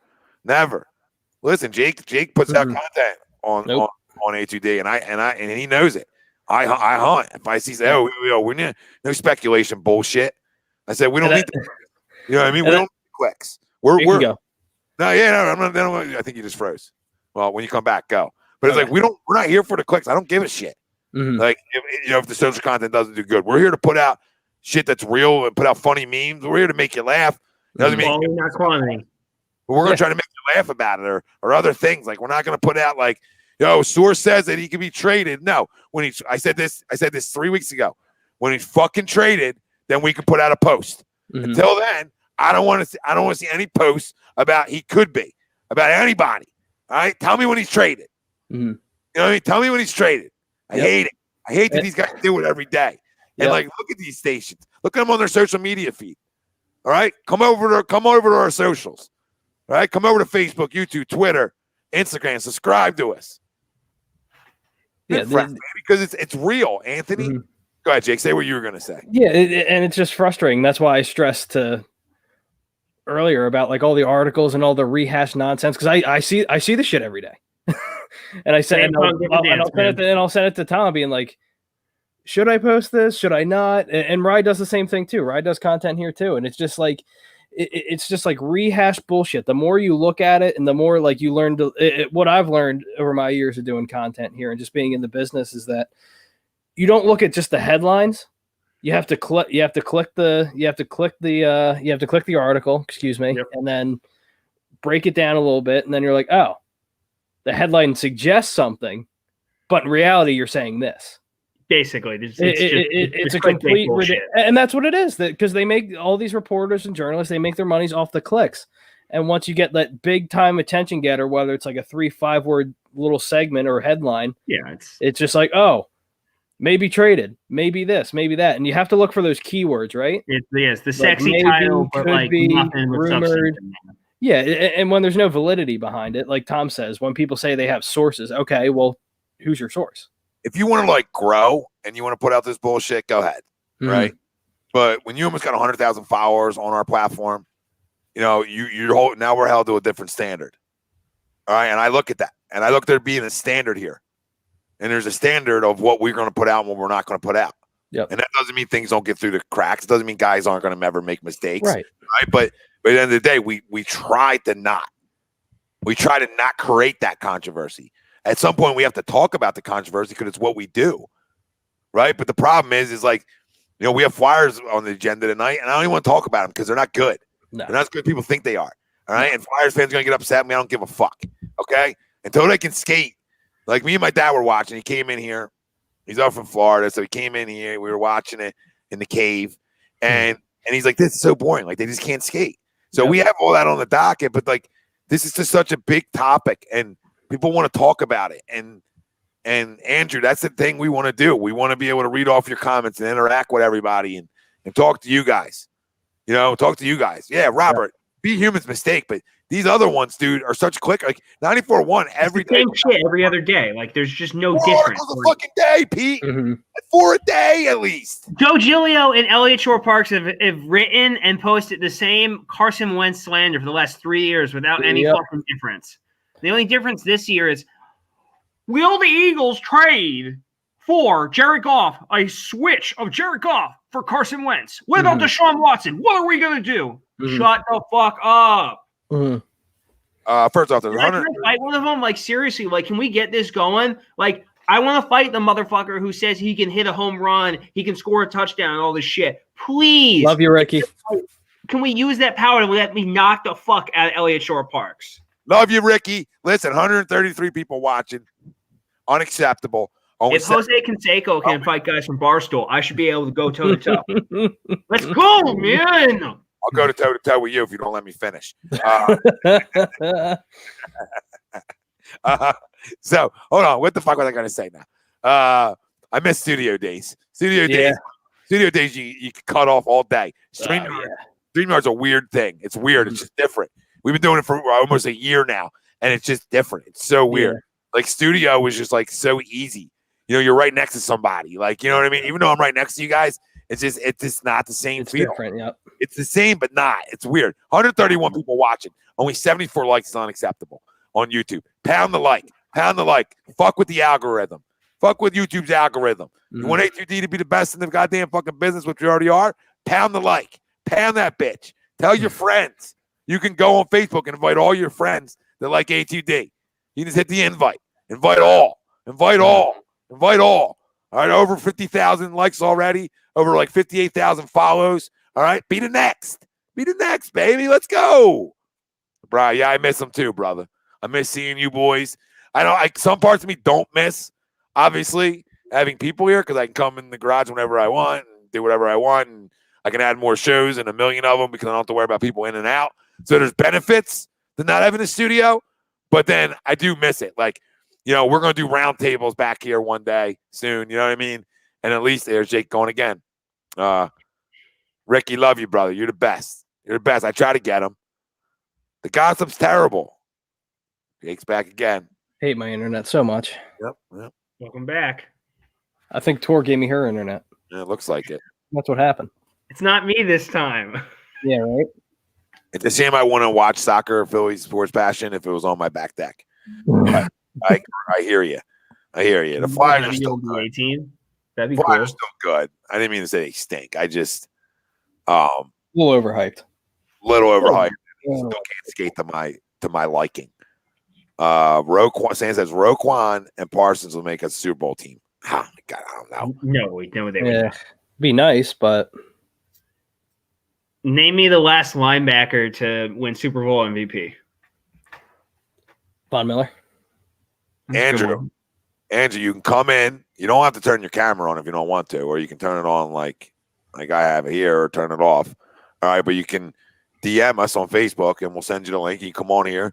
We'll give you 2-3 minutes. Get it off your chest. Get it off your chest. Andrew. That's how we do our call-ins on Fridays. Yep. I don't want Von Miller. He's fucking like 90. Too fucking old. Yeah, no. He's too injury prone. No. Is he like a free agent at this point? No. I thought he was gonna be.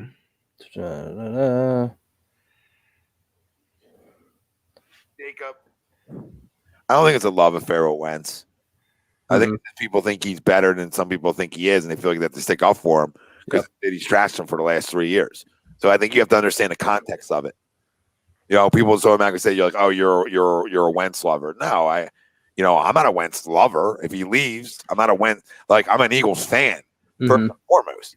If Carson leaves, he leaves. Okay, I'm not like rooting for him to get Super Bowls after that. It's not how I operate. You know what I mean? I operate as what's wearing my colors. All right, as long as he wears my colors and I know he can play, you know what I mean? I'm going to defend him a little bit when he gets like this. You know what I mean? Like, how are you not? And you call me a lover? No, I'm a fucking realist. Jesus Christ. Come on, I don't fight for players like this. And you know, you're all fighting for Jalen fucking Hurts over Carson Wentz. And you all were 90% of the people that were yelling and screaming when we drafted them. That's why I'll call all yous out. That's why I call the media out. All right? And you're the ones who dislike it on YouTube. 5, you losers. You losers. All You right? see us banging the table for fucking Sam Bradford. You know what's funny? Is I allow people to come on tonight. All right? To come on. And Oh, well, that's fun. why are you in twice? I don't know. Hold on. Get rid of that. I just did. There we go. Stop. No, like everyone's mouthy until like that you give them a platform to like come on here and talk with us, whether it's through voice or like webcam and stuff like that. Yeah, Like, the fact that 5 dislikes, there's gonna be 5 people that dislike. There's like the show. Grow up. Grow up. We allow you to come on and get off your chest. You don't agree. It's agree to disagree radio. A2D. Agree to disagree. Mhm. Right? Everybody like takes personal shots when you talk sports, and I call them people losers because you can't have a real conversation. Let's see here. You got something to say? Come on. We want to hear from you. Whether you agree with us or not, show us how much you know. If you're gonna talk, if you want to be about it, talk. If you want to talk about it, be about it. Let's go. Rob, you only get 2 to 3 minutes, babe. Oh That's fuck. the only thing. You ain't getting 10. I can't. I love you. I gotta keep it 100 here. I gotta keep the show moving. I gotta show do 10:30 in the morning on my boy Nate Moss on Money Pop Podcast. So we're gonna let you guys rant it out, but you got 2-3 minutes. I gotta keep you on a timer. Look at all the fan that wants in. All right, we got a lot of peeps. We want you all to get a minute. You know what I mean? We want you all to get time, and I don't want to be up until 3. So I think you guys can appreciate that. We already did hour 21 commercial free. While you're tuning in and why we're getting the links out to you and everything like that, we are brought to you by BodyCheckWellness.com. Promo code A2D for 20% off at checkout. Sorry, I always get that one messed up. At checkout. All right, so go get yourself some of these products. I'm telling you. All right? I'm telling you, I take the clarity and focus. I love it. And Body Check Wellness is a line of products that promote wellness, balance, recovery by using the full potential of hemp. All right? They got gummies, extracts, topicals, blends, everything. Everything. I bought a care package that you can get every time Raleigh Cote's on. And I saved $150 on it. See, Todd's the only guy. I'll tell you this. Todd's the only guy that I feel like deserves at least 5 minutes. Because I'll tell you why Todd deserves 5 minutes. That was good, man. No. My man, when you serve this country, when you serve this country and you're coming on here, and hold on, Ron, we'll get to you. You're next. You're next. We're gonna go one at a time. So it keeps it. We control and let guys let guys get off the chest. Todd deserves 10 minutes, right? When you serve this damn fucking time. Yeah, and you're in Germany and you're coming on this bitch. You deserve Yes, 10. sir. Todd's a lifer. Todd been here for not to disrespect anybody who just got here. That's not what I'm saying. Just saying my man's been here forever. What's up, my brother? What's going on, Godfather, man? Love y'all. What's up, Rod? I know you behind the keyboards in the back, Wizard of Oz back in there. He's in North Carolina golfing. Golfing. What? He's got a golf tournament in North Carolina. See, It's Jimmy Palmer. that's why I got to start a beef with Ryan because he was in North Carolina. I was living in North Carolina. Could have linked up. I play golf too. Matter of fact, I made Golf World Magazine 2005 with my high school. Did you I really? actually still have the magazine. Did you really? I got proof. Oh, You gotta keep that in A2D. that's And awesome. tag me. Oh yeah, man. But quick rant because I want like newbies to really understand the family of A2D and how much we are truly a family and support any kind of sports you want to talk about and we have a good time. But I'm sick and tired. It seems like everybody now is a beat writer for Philly so they can get money. Yep. For the clickbaits because like we literally dominated this whole entire Super Bowl week. I did not hear no talk about Tampa Bay or Kansas City this whole entire week, but I kept hearing all about Carson Wentz, the trade, speculation. I thought we would, I'm old school. I'm a real G. I don't, speak on a lot of things. You tell me a secret, I'm going to hold it. But, him keeping his silence, I don't blame him. We're going to, anything that he will put out is going to get trashed. Either it's that some people will say is football, political talk. Right. Oh, he doesn't mean it. Mhm. Yeah, it's like they talking about him had to talk to Doug. I mean, we don't know. He still has his phone number. He could have talked to him private, called like, hey, things didn't work out. This is how I felt. Didn't want you to lose your job. I hope you can take care of your family. Yada yada yada. That's behind the doors, but it seems like we got to have 24 access to players because we feel like it's entitled to us. Mhm. I mean, people are humans. Sometimes they need their privacy, man. Yep. But I kind of just it's like I want to keep Wentz, but I don't want him to stay here and feel miserable because that's what he looks like. Yep. He is like he don't know who he can trust or who he can talk to. Everybody flip flops on him, and we're becoming the fan base that loves our backup way too much. Mm-hmm. Like, and Jordan hit it right on like the I head. said, Right we got a statue of the backup quarterback and a coach that's not even here. Like, that's embarrassing. Yep. Big time embarrassing. Terrible. For all Imagine all the like accomplishments that the Patriots have. Mhm. Like, they just had the banners up. Do you I mean, come on, man. It's I don't know where we're going. I mean, like, I love the speculations. I mean, the trade talks. I mean, like I said, I did my looked at Kyle Pitts. He is a stud. That's like is very intriguing, but is right now I rather want to keep Wentz, but it's we got to build around the team because we're just completely trash. So too many holes, more holes than Swiss cheese. So it is. It's like it's to this point where trying to stay positive, but we don't know where we're going. We truly don't know. Mm-hmm. And that's why I think we got so much speculation because people are trying to figure out where can we go, or are we a team to look out for, or are we a team to trash? That's pretty much what I'm kind of taking from all this. Because how we're in the number one coverage over the Super Bowl, like that's crazy.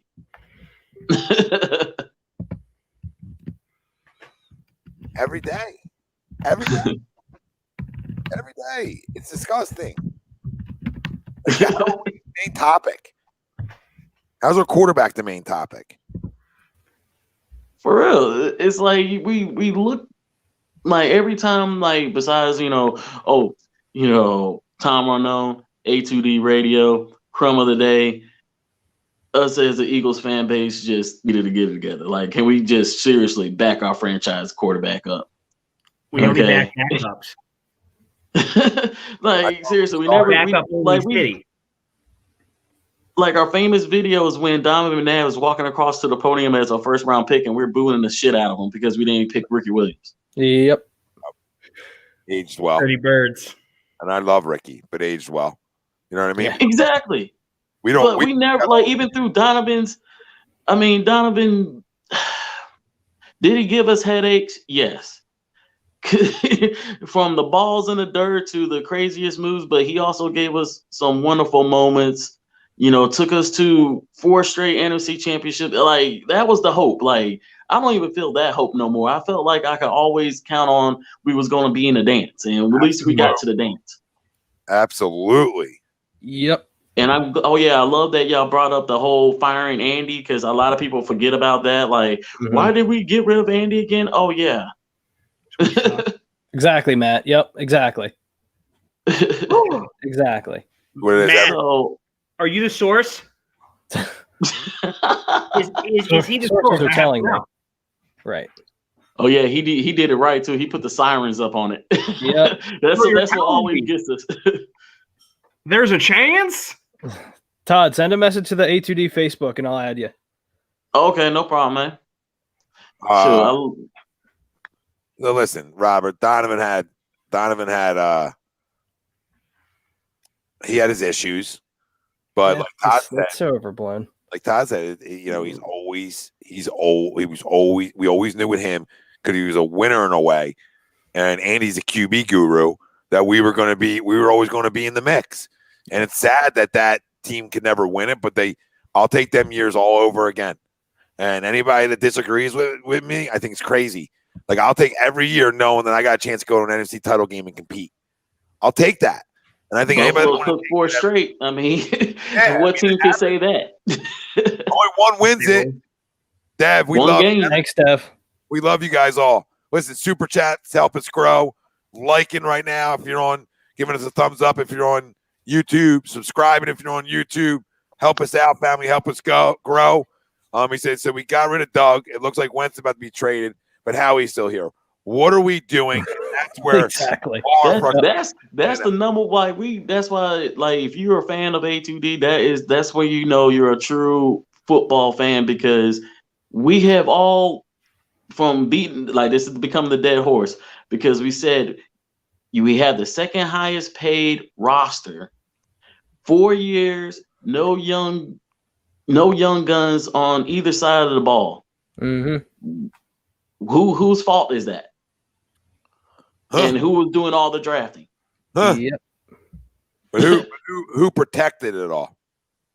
Exactly. We're like, people don't understand, like, for who doesn't have the NFL network, that never seen like the top 10 and they did like the draft bust. Yeah. We're about to be, when they do new episodes, we're going to be all over that one. Because the very first thing is going. Oh, go ahead. No. I was going right with you. Did you hear my rant earlier about all that? Like earlier on?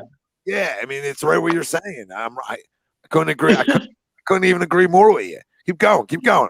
Yeah, they're gonna have the pictures of all the wide receivers making plays from DK Metcalf to Marlon, like everybody from that second round, and then they're gonna show the Eagles with JJ Arcega-Whiteside, and I guarantee you they will use the umbrella photo.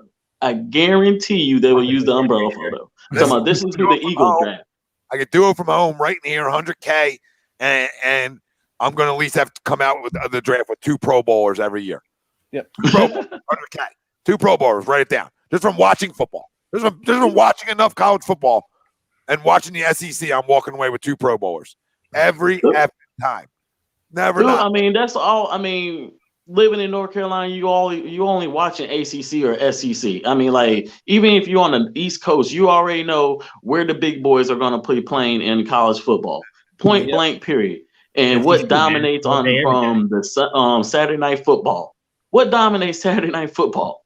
From the afternoon to the evening, SEC football, baby. Yes, okay, sir. Not no Pac-12, not no Big 12. When you talking about from 4 o'clock to 8 o'clock, it's at least two SEC teams playing, and everybody's glued in.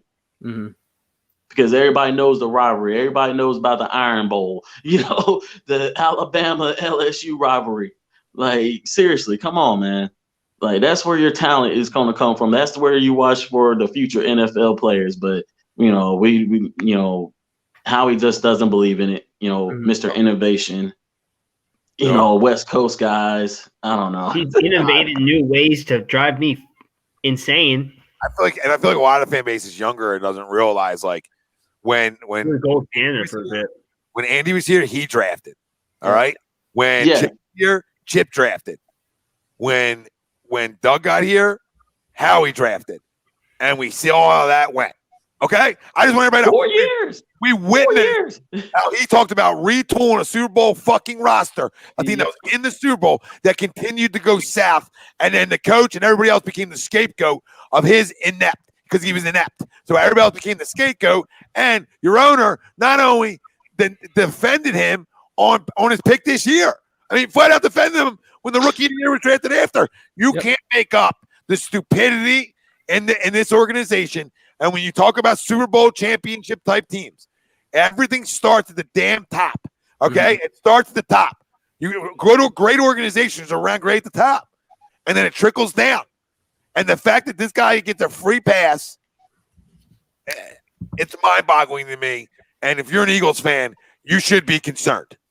I mean, he's got the dirty photos, the dirty videos of Wolf on Wall Street kind of night, and things got a little bit too hectic. And Howie's always on his phone, so he was able to record Mr. Lurie, and he's like, my job is secure because It's the only thing that makes sense, Todd. It's the only thing that makes sense. I think Howie's his illegitimate child. That's literally what I think.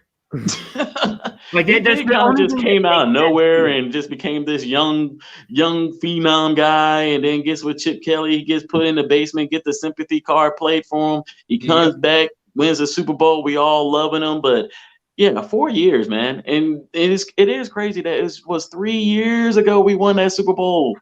That's crazy. It feels now like a lifetime. Literally like 2 days ago. I don't remember anything anymore. You know what I mean? I feel like I don't remember. Todd, one more minute because I know we got two guys in the back waiting. Yeah. Unless you just want to, you can. But either way, doesn't matter. Doesn't matter. But I want to try to set a new A2D goal.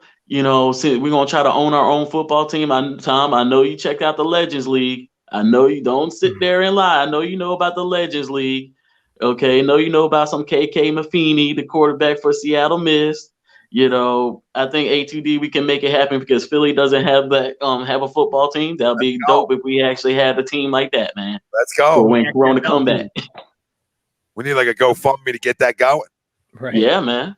Because they talking about they had their training camps out there. They still trying to bring back keep the Legends League going. While at work sometimes you get bored, and I needed some football in my life, but didn't want to watch. We don't hardly have any Eagles highlights this year, so it was like, what else is there to watch? So I was like, you know what? They don't have a Philly Legends League. I was like, you know what? We need to get that. We need to sponsor that. Let's go. Like we need to be in there, and then we need to draft well and acquire talent and show everybody, hey, that's how you do it. And then next thing you know, by that time, Jeffrey Lurie will either sell the team and maybe we can buy it, or we all get hired. We all get hired as GMs and scouts, and next thing you know, we're winning fucking 95 Super Bowls in a row. All right, there you go. Because I don't see how you miss out on talent. I mean, it is crazy that we're the only team like you think of we can have a blind pick and still hit on it, but 4 years, first rounders, second rounders, nothing. Those are automatic starters, baby. Like you got to hit on those. Both to be, and they're not. And that's where it sets you back, and that's what gets you to this point. That's what gets you to 4 wins and gets guys fired. Yep. Great controversy. It's like as simple as that. It's funny how it works, but they don't see it up top like that. They're going to outsmart everybody. And that's a terrible way of living, man. We staying positive though. I'm gonna still be ready to run through that brick wall. First week, but I'm still nervous about the draft. Because it's Howie picking, man. That's what I say. It is. I better hear Surtain, Pitts. I don't want to hear a quarterback, but I'm like you, Tom. It's between Surtain and Pitts. If everything, no moves get made, we stay at number 6. I'd rather go with Surtain, but I'll be happy with Pitts. I mean, it'd be the first time seeing a tight end go that high for me is a little scary, but he is extremely dangerous, and I can that is one thing that you can't take away from playing inside and outside, and you don't know what he can truly be is a wide receiver or a tight end, and it has a dangerous player. The mismatch nightmare. It's absolutely a mismatch nightmare, and I would want that on my team for whoever my quarterback is. I'd want him to have that security blanket all day. All day. Yeah, most definitely. But I ain't gonna hold y'all up, man. I love y'all guys. Love you, Todd. Gonna keep on showing up for Fan Friday. Hey, newbies, tell everybody. I mean, trust me, we don't call him the Godfather for nothing. He's gonna have everything for you. If you're a Texas guy, he got you. You're a Cali guy, he got you. Taking it worldwide, baby. Let's go. that? A2D. Overseas, I'm jumping the pond too, baby. Let's go. Exactly. International football, baby. Saturday. I see you tomorrow, 10:30 a.m. right here, A2D Radio, kicking the stateside. They talk. They talk about the footies. You know what I mean? It ain't my thing, but I know people like it, so we try to have it on the platform for people. You know, have a little bit of everything. Be a little diverse with the platform. You know, or we could be 94-1 and just be missionary and go home to your and you just start listening. We're gonna do this the same. You know what I mean? We're gonna do it the same. That's it. Most definitely, man. All right, and like I said, it's no notes. Never. Listen, we love you, appreciate you, and we'll see you throughout the week. But looking forward to talking to you again next Friday. Oh yeah, my Super Bowl pick. I gotta ride with big old Andy. I think the Chiefs gonna pull it out, even though as you know, the beat writers will start to say anonymous source that Tom Brady paid the referees because they're gonna win the Super Bowl in Tampa Bay, and you know, we know how that one's gonna go. But I got the Chiefs on the Super Bowl. Mm-hmm. I'll give it a 48-42 score. It's definitely going to be high scoring, I feel. I love it. That'll be a fun one. Ty, you got any fun prop bets? Oh, what was that? You got any fun prop bets? Oh. Woo, fun prop bets. Oh, is that Prism? Nah, it's Todd. It's Todd. Oh, what's up? I just brought him on. Fun prop bets. I think Tails will win the coin toss. I like that one. First Somebody touchdown. said take the under on the national anthem. First touchdown, Todd. Who's doing that? Who's doing the national anthem? Yeah, some girl from Philly. It's a country singer and another singer. It's Derek Church and some girl from Philly. Yeah, bro, that's a 2-minute piece easy. Would you knock it off? That's over.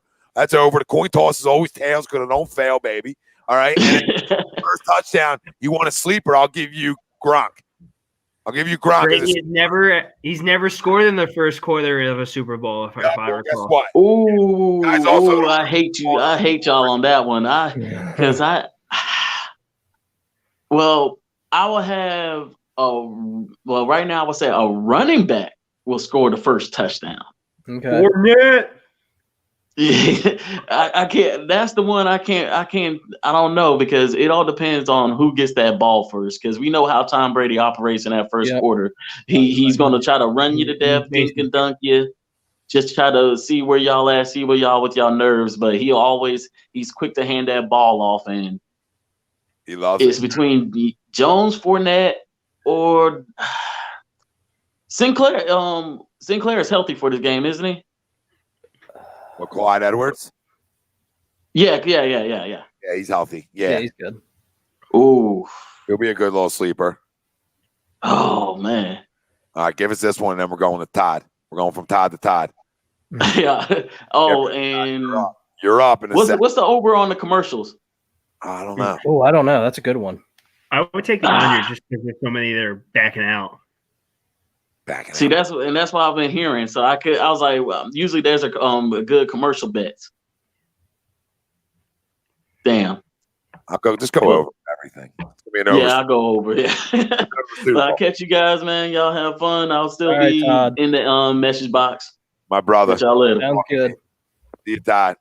See you, Todd. Go Todd to Todd. What's up, my brother? What's happening? Oh, he's muted. Oh, hold on. Muted. So you got to unmute your mic. There'll be a button there. You can unmute it. Yeah, it should tell you to unmute it. Rome, you're up next, Romer. You jumped out. Todd beat you to the punch. That's your camera. There should be another button on your phone. You can unmute it. Scroll down on your phone. Rick Galone, I got a better one first. CD. You hear me now? There we go. Gotcha, right. Brother. What up? What up, man? Listen, fellas, thanks for having me on. Yeah, you know, first of all, I'm going to go back to when we won the Super Bowl. And I truly fucking believe that we made a deal with the devil. Yeah. Because if you look at all the bad draft picks by fucking Howie Roseman, okay, I'm Jewish and I hate that fucking Jew. Can we say that? You're allowed to. Listen, he's what you call a fucking shyster. Okay, he's what you call a deal and deal type of guy.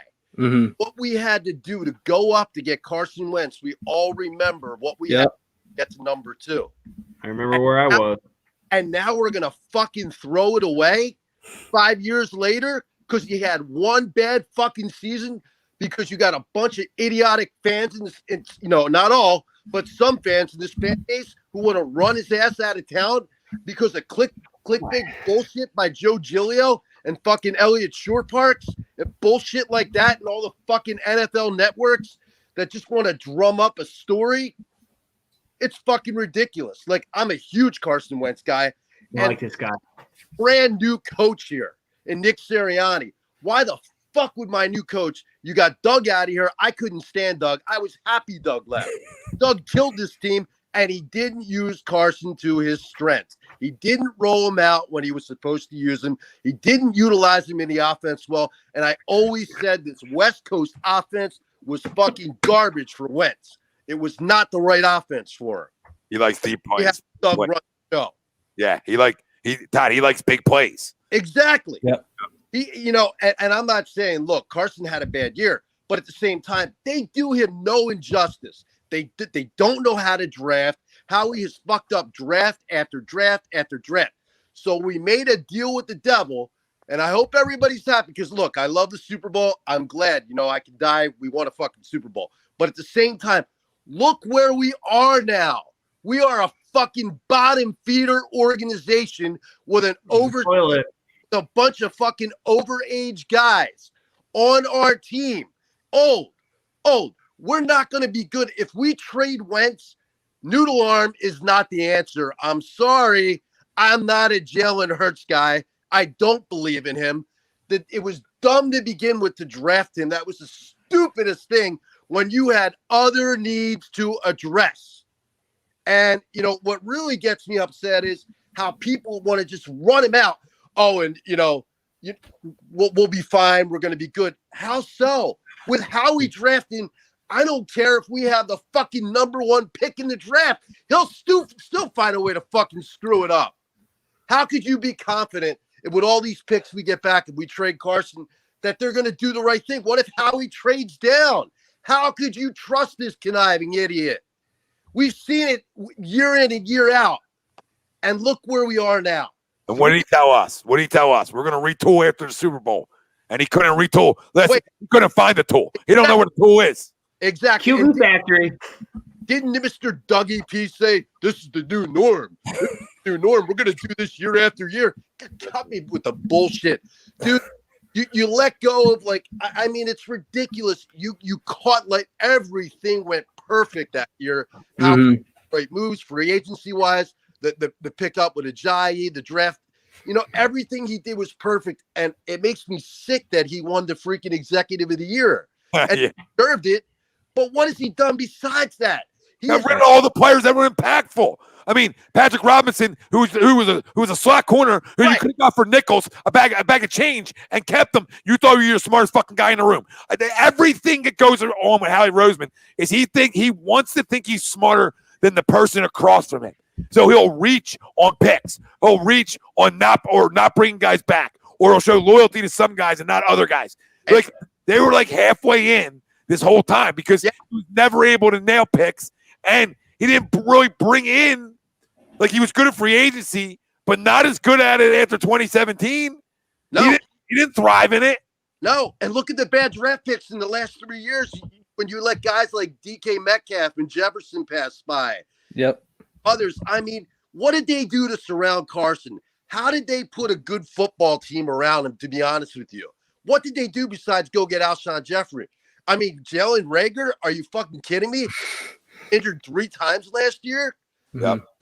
Three times he was injured last year. Drop balls, can't get off the line of scrimmage, and you're trying to tell me this guy's going to be the next Deshaun Jackson? Cut me a break with that stuff. There's only one Deshaun, okay? And I know everybody calls him a one-trick pony, but when he was good, he was good. He could do a lot of different things back then. Yep. But the bottom line is they did nothing to help Carson. Nothing. And now I thought the dumbest thing they did was once they did bench him, there was no explaining. It's like the whole organization shut up. We'll never know what Doug said to Howie before he got fired. But I pretty much can tell you that it wouldn't have shocked me Doug got fired also because of the way he coached the end of that game. That helped him at all. When you had to win and he kind of threw it. And I think the players probably realized we can't bring him head coach. We won't be able to trust him. You know what I mean? And I just my other thought is to go to the Sixers because I'm a huge Sixers guy. Get it. We're going there anyway in a minute. Okay. I love it. Segue. And look, I'm not the biggest Ben guy because I wish that motherfucker would shoot the basketball. I'll give him all the props in the world defensively. But the bottom is he's not that complete player until he has that 15, 20-foot jump shot to add to his arsenal. And we need that to get to where we want to get to win a championship. I love our team. Todd, hold on one second. This is important. Are we like long lost brothers? I think we are, brother. Because I mean, this is unbelievable. I don't think I've ever agreed with somebody, and that's why I started A2D. I don't think I've ever agreed with somebody to every fucking word they said. So just continue to preach. Go ahead. Time is yours. So getting back to, what I'm saying about Ben Simmons, Ben, like if we're going to win a championship this year and we have a window that we all got to consider that Joel Embiid is healthy. He's playing spectacular basketball. This is like a 2 to 3 year window. Take advantage of this situation right now.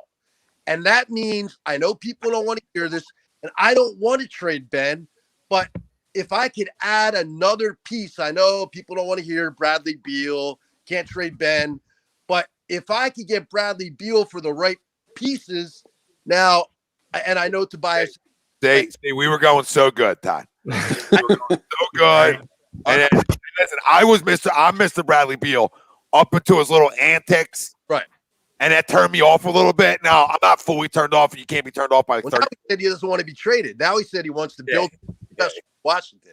But I just think we have so much chemistry right now, right? To talk about, like, if we weren't 12-0 with our starting five, I'd be more willing to part ways with stuff. But being we're like 12-0 with our starting five, and they play extremely well together, I almost want to ride it out a little longer, at least a year, and knowing that I'm going to get the same value for Simmons right now that I'll probably get next year too. It's not going to go down. So, what's your thoughts on that? Of just, hey, you know what? We got something good here. Let's ride it out. Let's give him a chance. All right, but let's ride it out. But here's my thing. Go ahead. This year, we're trying to win a championship this year. And could pull off a trade. And Morey, is open to it because Ben's already been dangled out there, whether people want to believe it or not. He's been dead. Oh, probably, for sure. And I think I didn't want Harden because I don't know how that would have gelled, how he would have fit here. So I don't think he was exactly a great fit. Couldn't give me James Harden for free. You could literally say, Tom, here he is. You can have him. And I'll say, no, I'll leave him outside. If you're gonna tell me I could trade Ben Simmons to Washington, and you're gonna bring me a Bradley Beal, a guy who can get me a guaranteed 30 every game. Now, maybe he doesn't have the defensive ability Ben has, but I'll tell you what, now you got Tobias, Beal, and Embiid. So maybe you're losing a little bit on defense, but at the same time, you're going to make up for it offensively. Yeah, but look at the Nets right now, thinking the same thing, right? And now they're getting exposed. They're getting exposed because they can't play D. And Simmons is such a great perimeter defender. But what happens, and you know that in the playoffs, Tom, that things slow down. And we play in half-court offenses. And what happens to Ben in half-court offense in the playoffs? He gets lost. No, you're right. You're right. He gets completely lost. So what are we going to do this time around again in a big series where is he going to stop and he has open jump shots and he's not going to take the jumpers? Is he going to have authority and drive to the lane? Are we going to see enough of that? Are we going to see him get to the foul line 10, 12s a game? The guys at All-Star are great, but I don't look at Evans as a complete All-Star yet until he adds that dynamic of a 15-foot, 20-foot jumper to his game. I couldn't agree with you more on the jumper, right? I don't need 3 balls. I just need a jumper. No, a jump shot. But what I will say is he can get away with not having it this year, right? With one thing. With one thing. There's one thing that he can get away with it for. What's that? Aggressive. Go impose your will on the defender and get to the bucket, okay? And go. You don't see that sometimes, Tom. No, you're right. But I'm saying how he can make up for it in the postseason. Be a great distributor, because the difference from this team this year and last year is there's so much more spacing. There's 4 guys besides him that can hit a 3 in your face. But Jim, but Tom, the one thing I see him missing. I do agree with you on a lot of this though. So don't think I don't. You know what I mean? No, I know you do. The one thing though, Tom, is that he doesn't have the it factor. And what I mean by that is when Embiid's out of the lineup, take over the game. Give me 30 points. I don't care how you get them, but show you own it out there. But then he's out last night and we get smoked. Fucking rim. But then last night we got beat by 35 last night. We get smoked, right? So like I don't want to be without Embiid or Simmons. That's where I stand.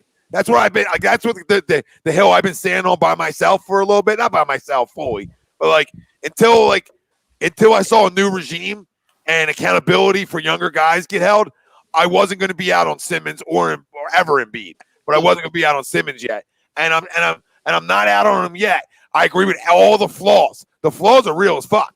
Like they're the flaws you can't run from. They are there. They are there. But I try to right now look at, you know what? I have Embiid. Tobias is Mr. Consistency. And can Ben just be aggressive enough? And if he's aggressive enough, we're going to win games. But that's the biggest question mark. Are we going to win games when it really matters in the playoffs in a 7-game series where we're again, the offense, it's defense, and we're in a half-court set, and he stands around because he kicks the ball out all the time when he's driving in the lane. He kicks it outside, and we can't have that is what I'm saying. We won't know until we see it. I hope. I hope with Doc here, because that's obviously the difference. Here is huge. I wanted Brett Brown out of here years ago. So Brett Brown's a nice guy. Whole new regime. His team had no respect for him. They even came out last year and finally admitted to it. They didn't have respect for him. It's like, but the bottom line is, they wanted to go for Thanksgiving dinner. They're they're like family because he was here too long. And like the problem is you get too close to the situation. He's now too close to Joe and Ben, right? And now it's hard to hold him accountable because you're too close to the situation. Simple as that. I was a big Jimmy Butler guy because Jimmy. Okay. And how do you go from keeping the coach that you're going to fire a year later to let Jimmy Butler go? And I know that, they traded him, but we still will never know what exactly happened there. And it's obvious. You know what? He didn't like fucking Brett Brown. You have a different coach here. How do we know Jimmy Butler never left? Mm-hmm. We'll never know that. And we're the best team. We're the best team in the Eastern Conference with Ben Simmons, Tobias Harris, Joel Embiid, and Jimmy Butler. Oh God, dude, we would be hands down. We'd be unbelievable. We're the best team in the conference without Jimmy Butler. Yeah. Because Jimmy Butler gets the best out of the players when he's on the court. He'll yell at him. Let me ask you this. Talk to me about Jimmy at the end of the year. I want to see if he's still holding that when they're like 20 and like 45 or whatever the fuck they could be. That little, with the COVID shit, I don't think that's helped their situation at all either. Mm-hmm. It's not, but like Jimmy has an amazing attitude when they're winning. Different culture there, babe. You ain't getting away with it there. Not with Riley and Spoelstra. There's too much there that I don't think he gets away with. I agree with you. The only thing that team lacks, though, right, with them 4 guys, and I'm honest about it, is the one thing Jimmy lacks and hurt us a little bit is he's a drive to the basket type guy too. So we really didn't stretch the floor enough. But we didn't closer. But he closed the games out for us. But I don't need 2. I just need 1. I need one guy, like Joel, to be able to say, you know what? What I really want to say is Joel turned into Jimmy Dog, right? Well, we see Joel learn from Jimmy and took and because they were friends, obviously, right? And learn from him, and you see that dog now. And to me, like that's the game changer. No matter if Jimmy's here or not, it was on Joel Embiid, and it was on this organization to get spacing around your big guy. Because if you're going to win that way, you need to be able to space the floor enough for him right? Not that Jimmy couldn't. I'm just saying, like, this lineup right now is extremely set for Joel Embiid. It's built for Ben and Joe to be able to be their best in the things they do best, right? And Ben's thing he does best that we know is defense and being able to dish the rock, right? He gets guys open looks. I'm critical of Ben all the freaking time. I'll never stop, all right? But at the end of the day, I'll be positive when he does do well and say, I still believe I can win with him because he's 23, right? And we watched basketball, Joe. I mean, yeah, Todd, sorry, long enough. We watch basketball long enough, and we know that young guys, it takes a minute. Now, Joel's in that period of win now, right? And he can get by because so's Tobias, right? So's Seth, so's Danny, so's other guys, and it's not really as much on Ben as it was, say, last year, right? And that's my only big point on. No, and you make a very valid point, and I agree with you. But if you have a chance to get Beal, let's just say, and you don't have to give. I don't think he's available right now. And you don't have to give Simmons up to do it. What are you offering if you don't have to give Simmons up to get Beal? I have to offer Tobias, and I honestly, can I be honest with you? I don't know if I want to give Tobias up. Like, I know I might stand on an island there too. Like, he just walks into 20 a night. He's Mr. Consistency, and he plays well with Joel. If that's bringing me back Bradley Beal, it's a no-brainer. Maxey, Bible, picks, whatever else they want. I'm crushing a bench that's already not great. I'm crushing it with young guys. Like, I'm taking Maxey away. I'm taking all my young. No, Bible is a good defender. Don't get me wrong, and I like Maxey a lot. I think Maxey got a steal in that draft. I love Maxey, but if you got to think about the window, you got a 2-3 year window. We don't know how healthy Joel Embiid's going to be. He's in the best shape of his life now, but you don't know what's going to happen year to year with this guy. That's why I'm trying to go all in this year to win a chip. And this roster, I don't know if this roster, construed the way it is right now, is if it's good enough to win an NBA chip yet. If there are other pieces that we need to add to the roster to make this roster complete, to give us the best chance against the team in the West, like the Lakers. You know why I'm not panicking about it? Because of the guys in charge. Okay. Because I believe that they'll either get buyout guys, they'll make the right deals to help this bench out. I believe they believe in the starting five big time. Okay. So because they brought this starting five in essentially. So I believe that they believe in that. Their belief is going to come down to better bench play and pros and vets, right? Guys they can trust. I believe that they're going to make a deal or buyouts to get another power forward and to get another guard. Like I believe a small forward and a power forward will be on this roster by the end of all that stuff. Like I just truly believe that. They know they're in win now mode, and if they can get that production from their bench to be in it, they're going to do it. I just don't think they're going to screw with this starting five at all. Just because this is what they built. They came here for this. They came here for Ben, Joe, and Tobias, and they brought Seth and Danny with them. You know what I mean? So I don't think any of them guys are moving, and I think the guys are moving, if anything, are bench or picks. You know what I mean? Or buyouts. You know? So you're not adding any buyouts at all? No, I would. I think they do. But bench guys, like it's going to be guys that maybe started, but they're going to be coming off our bench. Yeah, no one's sexy. Like, there's no Bradley Beal's not coming here. You're probably right, and I know. My guy is Nemanja Mbellica from the Kings. What do you guys know about Zach LaVine? No, nah, he's okay. I'd rather have if I'm trading for someone from Chicago, it's Lauri Markkanen. Listen, I just want winners. Like I like at this point, like Zach LaVine, he's okay. He doesn't do it for me. I like this one off my bench. I would love an Austin Rivers, a guy who can come in and drop 20, and him and Shake Milton, my boy, drop 16 and 20. And now my bench is right where I need it to be. He can score. It makes up from going and trying to get a Beal. There's other ways to get your scoring, and Austin's another way. Todd, give us another 30 seconds because I know we got Rome in the back. All right, no, that's fine. And get back on next Friday with us because I love it. I love what you're bringing. We probably are long lost brothers because I listen to all your rants and everything, and I love it, man, because like I'm exactly like you. I get animated and angry and pissed off because I don't even want to wake up and look at the fucking news every day because I'm sick of seeing the clickbait bullshit. I honestly want to punch the shit out of Joe Giglio and put him in, and Jeff, all these guys that just think they know everything because they have a job. And it's obvious that Elliott hates Carson Wentz, and he's hated him for 2 years. And Joe Giglio has been trying to get him out of town ever since Nick Foles left here. Yeah. Kiss my ass. Blow job. I'm not even wasting my time on WIP. I mean, Mike Gisanelli has me blocked on Twitter. He has me blocked too. Don't worry. He has everybody blocked. Yeah, I know. He's a clown. But he follows himself. He's the only follower he's got. I know you have your thing. What is it where you said A2D radio, the best in the business, no notes. There you go. That's it. Like that was listen, that just came and started, and I love it. Right. It felt right because it's like I never do a second video. You guys get the best job in the world. Honestly, like I love talking sports like all day. People think I'm crazy. Like I'll listen to I love it. It's just I love sports. I love Philly sports.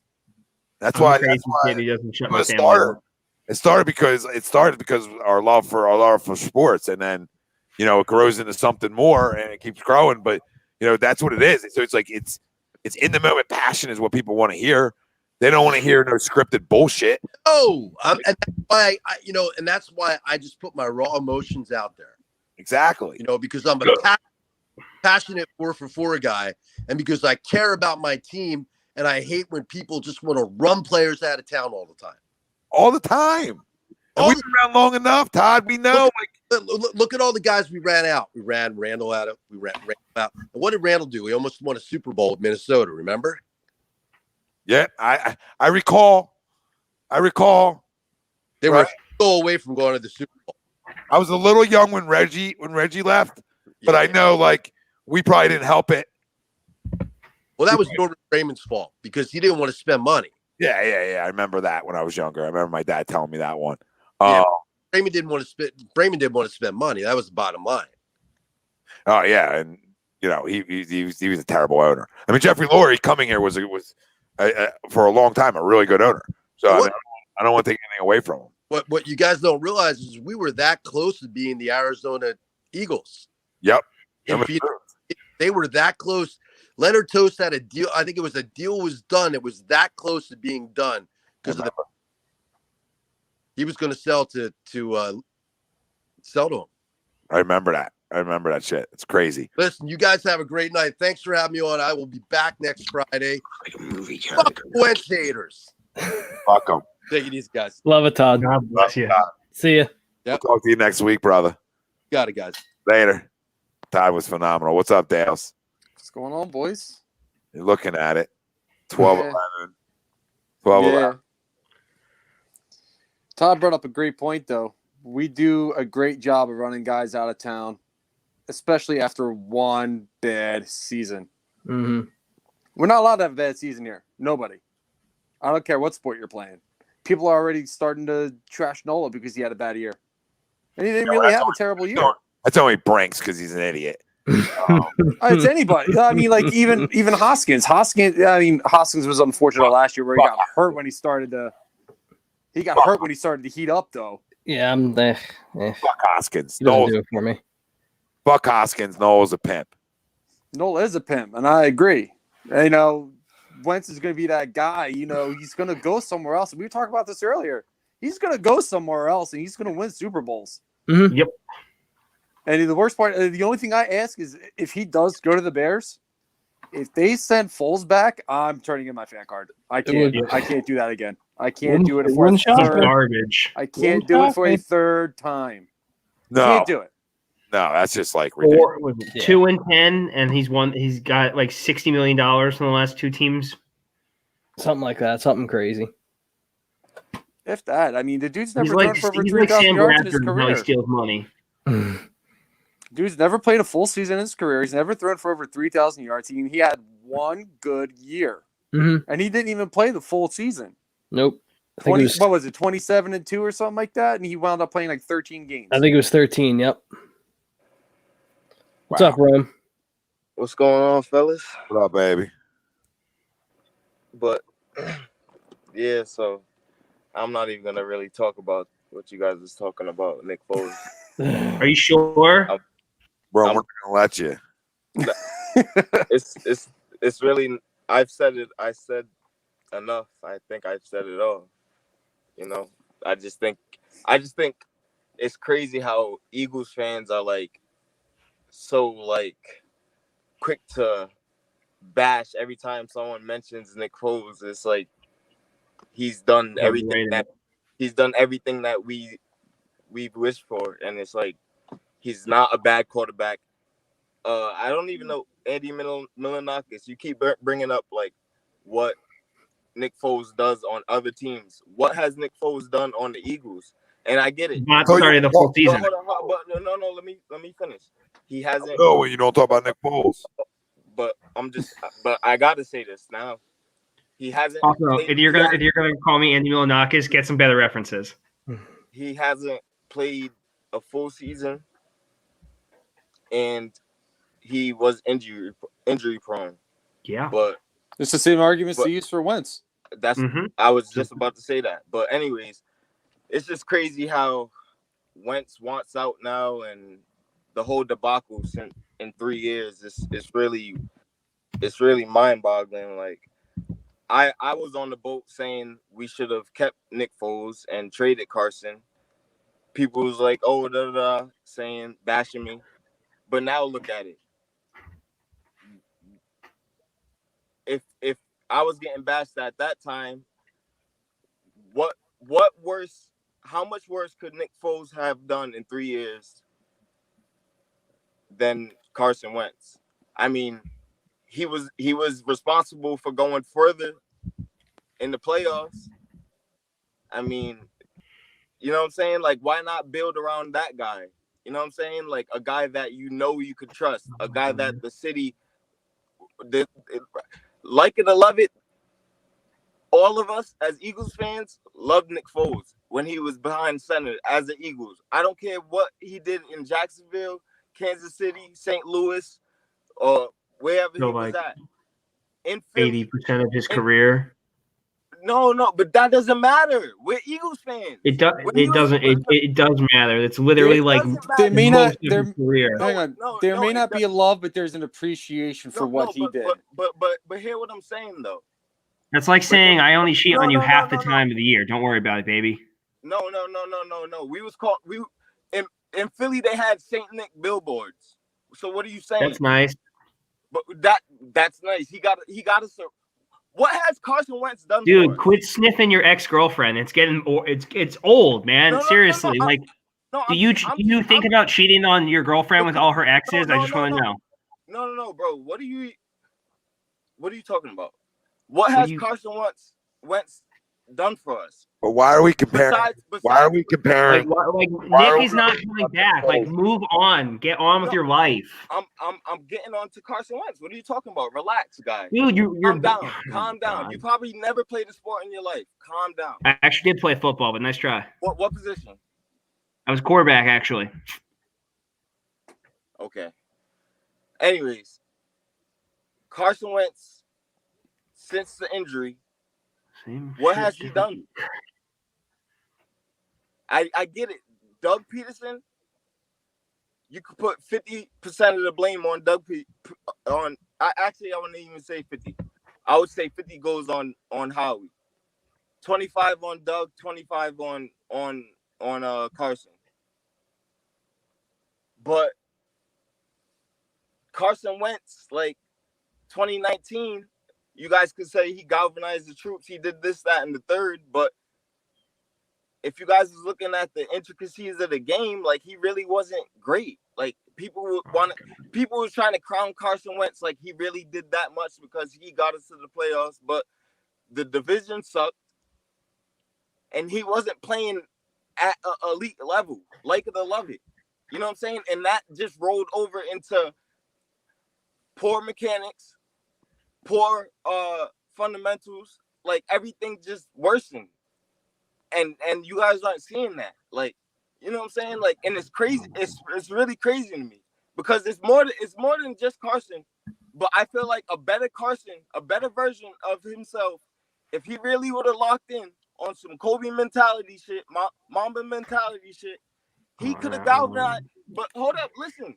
Bro, No. You've been doing the same shit for a month. Bro, I just let you talk for fucking 5 minutes without saying a word. I'm going to say something. No, The part of this conversation is being able to rebuttal back to things. Okay, so he's supposed to galvanize. All right, he's supposed to galvanize third string right tackles and third string left tackles. Get the fuck out of here. Okay, that's a ridiculous conversation. It's stupid. It's fucking stupid. He's supposed to galvanize a bunch of non-talented wide receivers. It's a dumb fucking conversation. Tom, you gotta look at the game. You gotta look at game by game. I know the fucking game. Yeah, nobody throw the fucking football to. A terrible offensive fucking knock it off, brother. No, it's what we do. I'm not calming down. I'm not calming down. You're making ridiculous statements. How is it ridiculous? You gotta look at the game. Can I finish my statement? Calm, relax. No, we're supposed to debate here. But I'm bringing up. Because you're hitting a joint, and just because you're in the blunt in the car, you're all calm. Don't expect me to be calm. It's 12-19. It's 12-19, and we're bringing up bullshit that isn't a fair argument. Not bullshit. It's how. Listen. If you want to trade him, trade his ass. If you want to trade him, trade his ass. I'm over the conversation. I'm fucking sick of Carson Wentz. I'm sick of Carson Wentz. I'm sick of the whole conversation. Can you listen? I've been listening. Okay, You're not listening. You don't win with third string right tackles and third string left tackles. You want people to tell me that's defending the guy? It's common sense. National Football League forever. Since the league fucking started. Since some guy said, hey, look at this football. You got to be able to fucking block. Listen. So you listen. If you don't block, you don't win. I get it. But no, do you? Because you didn't put all the blame on one guy. No, and you need to galvanate the troops. What the fuck? Galvanate who? You can't galvanate an army that sucks. Bro. Are you done? Can I? Am I done? It's my platform. I'll talk for 3 hours straight. Okay. Can I? Yeah, you can talk, but I'm going to finish. Go ahead. Damn. No, not damn. If you can't debate and you get emotional, you're in the wrong spot, baby. I'm going to get fired up at you. Now go ahead. Come on, you know me. What are you going to think? It's going to be amateur hour here? Come on, we're going to have fun. Now go ahead. Okay, Tom. Listen, you got to look at the game by game. Oh, my God. Game by game. Oh, my God. What? Andy, you never I didn't say quarterback. Stop that lie, bro. You never played quarterback. Bro, I've been watching every game for Listen. Every game he's ever played. I don't know what you're talking about. Ain't no knockers. This ain't 2005, son. I'm gonna say this. I did though. I did play quarterback though. I did play quarterback though. I did play quarterback. I'm just saying I did. So I don't give a fuck what Pete did. I'm telling you what I did. I know what the fuck I'm talking about. I do too. Well, you must have thrown 55 pick or never gave your offensive line any credit. All right, you never gave your offensive line no credit. Okay, we could keep bad teammate. Okay, listen, let's stay on course. Let's stay on course. I feel like you're a bad teammate. What are you talking about, bad teammate? I'm fucking waiting. I won back-to-back Super Bowls my high school year, and you won back-to-back Super Bowls in high school. Super Bowls in high school. You're done. I was recruited by a D1 college, and I played semi-pro and didn't train for that and was a star defensive player. I want to see the highlights of semi-pro then. Go cigar. Go my Twitter. Follow my Twitter. No, you said about your Twitter.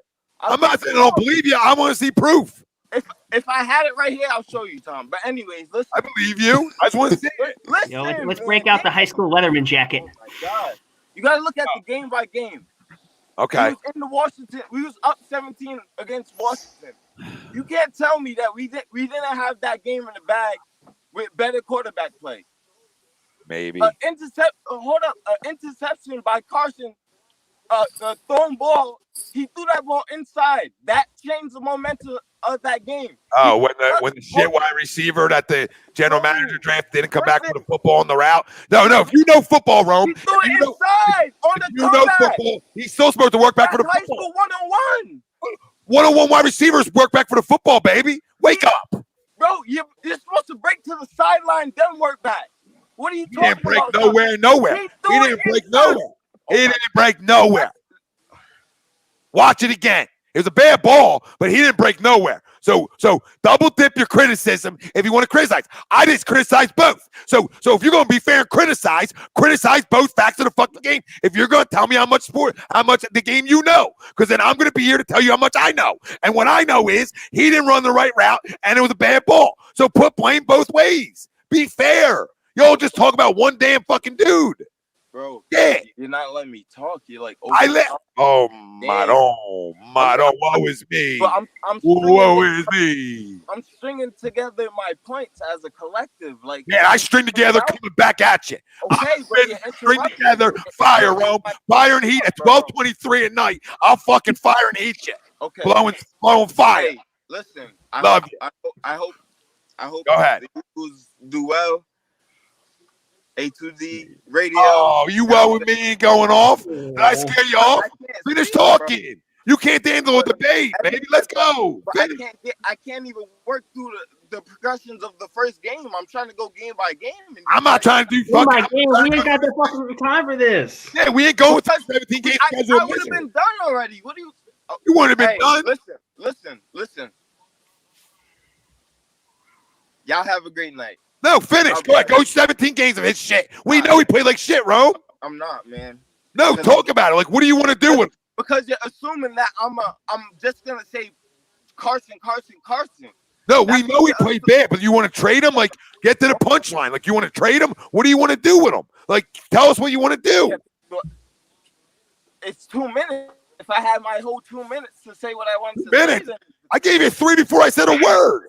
Oh my gosh. Hey, y'all take care, man. No, you go about it. Be all woe is me. Oh, okay. I don't listen. I love Rome, but that's some soft shit right there. Because I let Rome talk for over 3 minutes.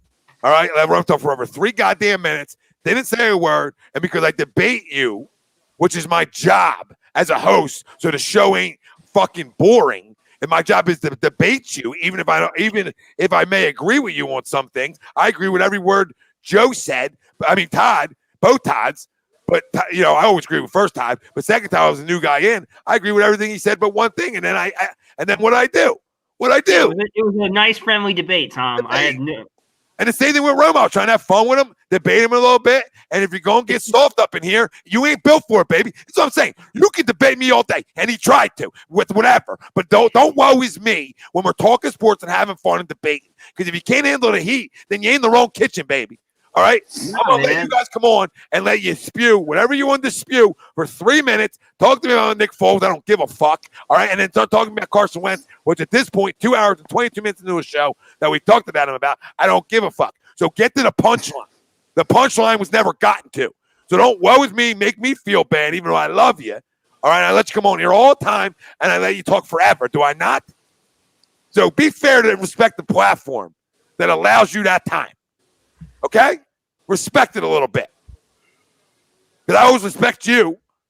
So the woe is me and not let me to debate things you said. And this is what I don't want nobody doing. We respect and think everybody knows sports. Okay? So we're not assuming you don't. So I don't need your resume. You understand? Because if you start telling me your resume, I got an issue. Starting there. I don't need to hear about Nick Foles. So if you got to sell me on something, you don't got to sell me in a debate. Okay? If we're gonna sell each other resumes, then sell me exactly on all intricacies of the game and not one fucking position. Because it means you don't watch the game. Okay? It means you're a stat fucking junkie.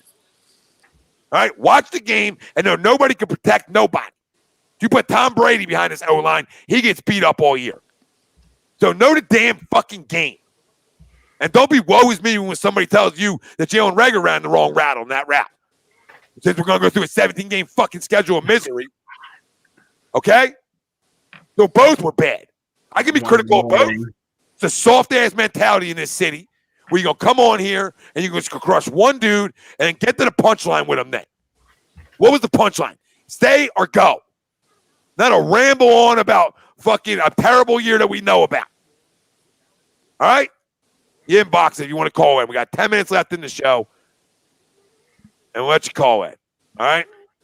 Yeah, man. Love to hear from you. Would love to hear. If you're gonna try and insult me, let's get some newer material, man. Who the fuck? Nobody even knows who Andy Milonakis is. I know who he is. I grew up watching. Yeah, that. but like most people don't, like other than like the 40 people who watched him on MTV. And listen, we don't get to anybody this week. We'll get to you guys next week. So just stay tuned every Friday, Fan Friday. You know, we let you call in and come in here, and we try to give you 2-3 minutes, and I do that for everybody, and then I'm gonna debate. Prez, you say you call in every week. I don't think I've seen you. I'll hold you to it, Prism. I'll hold you to it. Come on, Prez. Prism has not called in yet, and I love Prez, but no, he's not. Was he like? Is he like the Matt Damon, where it's like we'll get to him next week? Mike, I don't need no damn Xanax. Fuck that shit. It's like who's trying to sleep? We're talking sports, babe. Yeah, right. Like calm, cool, and collective, baby. What are you talking about? Man, I just smoked them. I'm sorry. I'm apologetic. I've heard the argument already. Okay, so I want something Same different. argument we've heard the last month. He said he loved them. Yeah, I just want a different fucking argument once in a while. Like, do you want him here or do you not want him here? That was the topic of conversation tonight. I don't need to recap what he did. It's not a shot at anybody. We all watched the season. Like, yeah, come on here and talk to me about I don't want the smartest guy in the room shit. All right? I'll never try the smartest guy in the room yet. But I love him. But I'm attacking him right now because he deserves it. Because when you cry and you take your ball and go home, you get rolled up in here, baby. Because I'll never that somebody rolls me. All right? All right, what do you want to know from me, Tommy? Just whatever, because you came on and obviously we had Todd on and, obviously, you do a show here, Hockey Happy Hour, every Thursday night. And it was a great one last night with Colby and Riley. Yeah, it was. We wanted to talk a little puck on here. But we also want to tell you we're brought to you by Body Check Wellness. Promo code 8, 20% off. And every Thursday, not every Thursday, but once a month, Riley will be on with the boys. And go join them because they'll have a big giveaway of some sort of 40% off package. I just got a package last night. Saved $150. I'm a fan of saving $150. So, big time. But I wanted to talk a little puck. What are you laughing about, Jake? You're on camera. You're getting wet. What's funny? I want to know because I'm trying to laugh at 12:30 in the fucking morning. Please. I was just laughing at your transition from that to body check. That was just a phenomenal transition. That transition was great. That's a couple of them that I felt that you noticed. And we're like this today. That was the best one. That's why I laughed. That was the best one. No. Tom, your transitioning is A+, man. Oof. Been doing this for 6 years. You better be. Speaking of wellness, bang! I better be. I better fucking be. No, just another bad loss tonight, in my opinion. Yeah. And outskated again. And I know it's a 1-0 blown lead, but it's still another blown lead in the third period. And I don't know. What's your thoughts on another loss and what this team needs to get back on track? So with this loss, like you said, it's another bad one. This is a bad one, regardless of what the score was. They were in the game pretty much the entire game except for 27 seconds. The offense they need to figure out what their groove is and get there and stay consistent. Tonight they overcompensated way too much on the defensive side and they lacked offensively. They did a solid job all game keeping Boston off the scoreboard, but the Bruins aren't going to go away. They're a type of team that, that first line, guys like Brad Marchand, they're going to crash the net. And at some point, they're going to get a couple in. And they did tonight. They did it in 27 seconds. Now, the Brian Elliott second goal that he let in was putrid. I don't know what happened with that puck. It had to have been a changeup or something. He just missed it. He whiffed on it completely. The first goal, we knocked it in on ourselves. So more bad luck. Mm-hmm. Right? I mean, that first one was knocked in by Provy, I think. And then that was a couple nights ago. No, tonight. He did it tonight too, because I saw knocking in with his foot. Yep. The first goal was knocked in by his thigh. He's like something like that, and then it bounced off his foot or something. Yeah. Just was another freaking not fluker, but just another against us. You know what I mean? And I think that happens when you're out skated, right? I think when you're out skated all night, you're not going to get them bounces, right? And when you talked about puck luck the other night, you get the puck luck when when you're aggressive. You get the puck luck when you're out skating somebody. You get the puck luck when you want to get in front of the net and battle. Right? That's when you're going to get the puck luck. Right? You're right. You're not going to get it the way this hockey team is played. And I know they are what their record says they are. All right, which is 7-3-2, and it's a good record. Good team. But again, the trends is what I was talking about the other night is what scares me.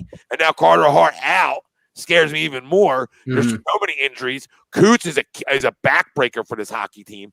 You can see it defensively. You talk about Simmons' defense. Coots like similar. Like Coots so good. So just we thought another name like Patrick Surtain reminds me of Suits. It's in a different.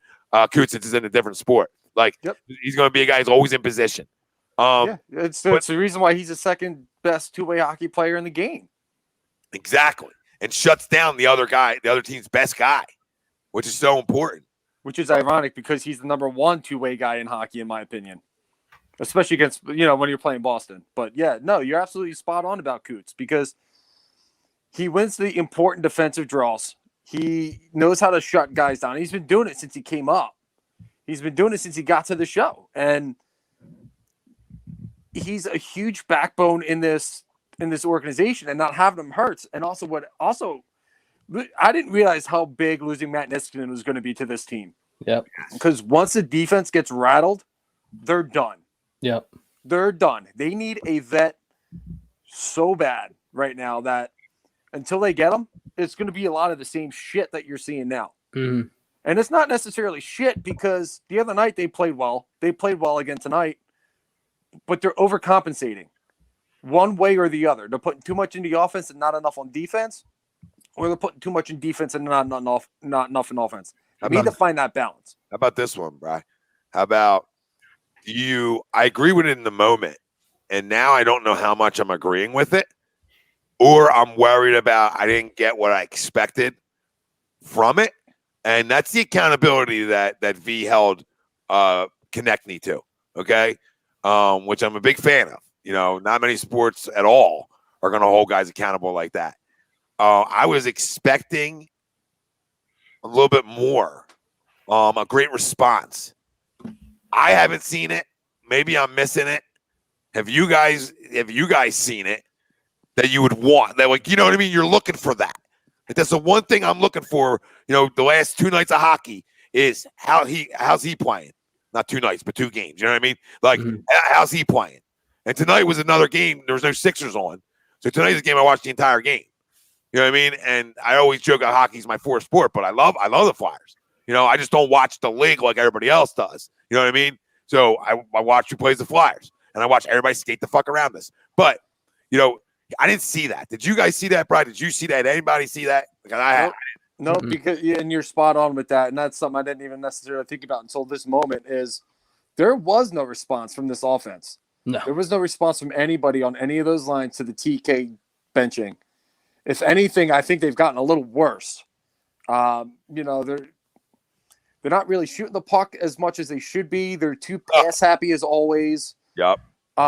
Scotty Lawton with the cross ice passes is really starting to irk me because they're giving him a shot and he's giving up the shot to pass the puck to a defender who's playing the pass every time. If you're you want to get the puck across them, fine. Shoot for a rebound. Shoot for something. Do something to create some offense. All he's doing right now is turning the puck over, and that's something the Flyers are doing way too much already, especially in their own zone. And what are we talking about Carter Hart out for too? Like, how long do we think this is? What exactly is the injury? From what I understand, it's a little bit of back tightness. So, game or 2. Yeah, what's that, like a few games? Okay. Yeah, so we'll probably see Moose again. What's next game they play is, I think, what's today? Today's Friday, maybe Sunday? I think they play Sunday at noon against Washington. So I think you'll see Moose again. Yeah, I'm excited about the Sunday at noon piece. For sure. I'm not. I'm going to be at work. I'm going to miss it. Oh, that does suck. It is what it is. I work at a hockey store, so I can't really complain. No, shut up. Hockey store. We have to talk a little bit about sophomore slump, though. Yeah, and granted, only 8 games played, but you're talking about a goals against average, almost at 3.5. Okay? I mean, that is what I like to think is a sophomore slump. A little bit. Think of I know you didn't like that when I said that the other day, but you got to admit it looks like a little bit of a sophomore slump, which happens, which totally happens. Little bit, but I can't put it all on Carter. I mean, there's been games where he's just looked flat out terrible, and I'll be the first to say it. Yeah, true. But there's been a lot of instances where the defense has just flat out left them hanging out to dry. And overtime the other night against Boston was a perfect example of that. Nobody was covering Patrice Bergeron out in front. Nobody. I mean, Provy was kind of in position, but he gave Bergeron too much space.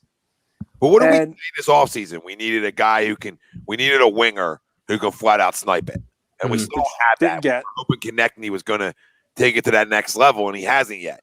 Nolan Patrick getting the back's been great. But like some of these guys, these young guys that we were sold so much about, we haven't seen the consistency yet. And granted, it's early, and guys can get hot. But we haven't seen that from some of these young players, and that's concerning a little bit. And I agree with Rick here. He said, good team, very inconsistent defensive play, and trying way too hard to overcompensate at times. I'm surprised how much Niskanen retired has been such a difference maker. And he's spot on because he has been. Because there's no veteran leader on that defensive core that is still young. And Colby Cohen said it perfect last night. These guys are still young. They're still going to make mistakes. And when they make mistakes, they're going to get rattled. There's no defensive leader on this team that's going to settle these guys down like Niski did last year. And that's why you saw a guy like Travis Sanheim take a step forward. Haig take a step forward. Provy of all the guys take the biggest step forward. You just don't see it. You don't have that right now. Like I like Eric Gustafsson. I like the signing. He's done wonders on the power play, but he's not a veteran leader. He's not the guy you're going to bring in and pull a guy to the side on the bench and say, yo, bad play, but you know what, dude, it's fucking over. The shift's done. Let's move on. Next shift, new shift. Forget it. It's done. It's over. Move on. Like there's nobody on there that's going to pull a guy aside and calm him down a little bit. And I think I'll be honest with you. I think you see a trade for a defenseman before. See what we're in February. I think you'll see it probably a couple weeks if this play keeps up. Mm-hmm. And I even said it to Colby and Riley last night, and they were in full agreement. You need a shutdown guy. They don't have it either. Like you need a guy who's on the defensive side that is going to play shutdown defense, a stay-at-home defender. Look at the teams that are winning right now. They have that good mixture of defensemen who can shoot the puck and defensemen that are going to crush you in the corner because you brought it into the zone. They don't have that guy. They don't have a physical presence back there. You had one, and then you turned him into a left winger. Mm-hmm. So, I mean, the Flyers, they're not a mess. They can definitely come out of this, and they're still in good position right now. But I think you got to make a couple trades, and you got to do it soon. Otherwise, you're going to find yourself in a hole that you're not going to be able to dig out of. Because you got to play better in front of Carter. Yep. You got to figure out a way to get more offense going, create more offense, and a guy who's going to shoot, whose first reaction is to shoot the puck. They're too pass happy offensively. Mm-hmm. Nobody wants to shoot. Do you think his temper tantrum is something you should worry about? Carter? Yeah. No, because no, I don't think so. I was just curious because Flyers fans always have specific opinions on things like that. Yeah, no. I get the question. Like it makes sense because nobody's seen him do it before. But yeah, I've never actually seen a goalie do that before in my life, so I was just like, whoa. Go to YouTube and you'll find a lot of them. There's a lot of guys throwing sticks. I'm not as big of a hockey guy as I should be, so when I saw it, I was like, oh shit, Carter Hart did that. Yeah, I'm telling you, go to YouTube, man. There's all kinds of videos like that on there. You'll get a kick out of most of them. I kind of liked it. Oh, I love it. The kid's passionate. The kid wants to be the best. He was wants pissed. To be Vezina. Was it like 6'1"? About that. Yeah. And I don't blame him. I love the passion of the kid. He's phenomenal. Like he's a great player. Like if you're gonna critique a lot of things, like obviously he probably is in a sophomore slump with everything going on with him right now. But like he's beyond talented. And when was the last time you could look at the Flyers team? And this is someone who's not a huge hockey guy saying this. When was the last time you can look at the fucking Flyers team? Excuse my French, and say, one of our best players is the goaltender. It's been a long time since the Flyers have had a franchise goalie, and that's something that, since I started A2D, God, back in the basement days, it's one of the things we've been saying. Like, there's no franchise goalie. They haven't had one for years. It's always been some kind of a bridge goaltender, whether it was John Van Beesbrook, Jeff Hackett, Robert Esch, Ilya Brizgalov, who was supposed to be a franchise guy, but unfortunately, the dude was the Vertigo guy. Oh crap! Who was the Vertigo goaltender? Oh, I forget. I know who you're talking about. It wasn't Emery, was it? No, I thought it was Emery. I don't think it was Emery. It might. There was just a goal that I remember. They got vertigo and he had to retire. That might have been Emery, because Emery retired at he was 31, 32 when he retired. He wasn't old. Jeff Hackett. So it might have been. I remember this random goalie the Flyers brought up, and I think he had a shutout game against the Devils, and then everyone was hyping this dude up, and then I think he played like 3 or 4 more games for him and just fizzled out. And that's kind of what's been Flyers goaltending since Ron Hextall. So, I'm not worried about him. I think it was a good thing that he really blew up like that, because up until the last couple of days, they were 4-0 since his blow up. And the kid he wants to be the best. He's got a great work ethic. He's got that Mamba mentality you were talking about earlier, Pete. I love that passion. I do too. I love it. I wish I could see my hockey team play with a little bit more passion, because they had a 3-1 lead. Now I think they were losing 4-3. I don't know what the score is at the moment, but who's your team? Anaheim.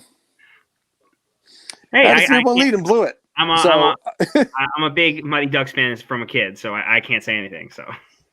You know what? You got to learn to appreciate certain teams. You can get me to do a quack every now and then.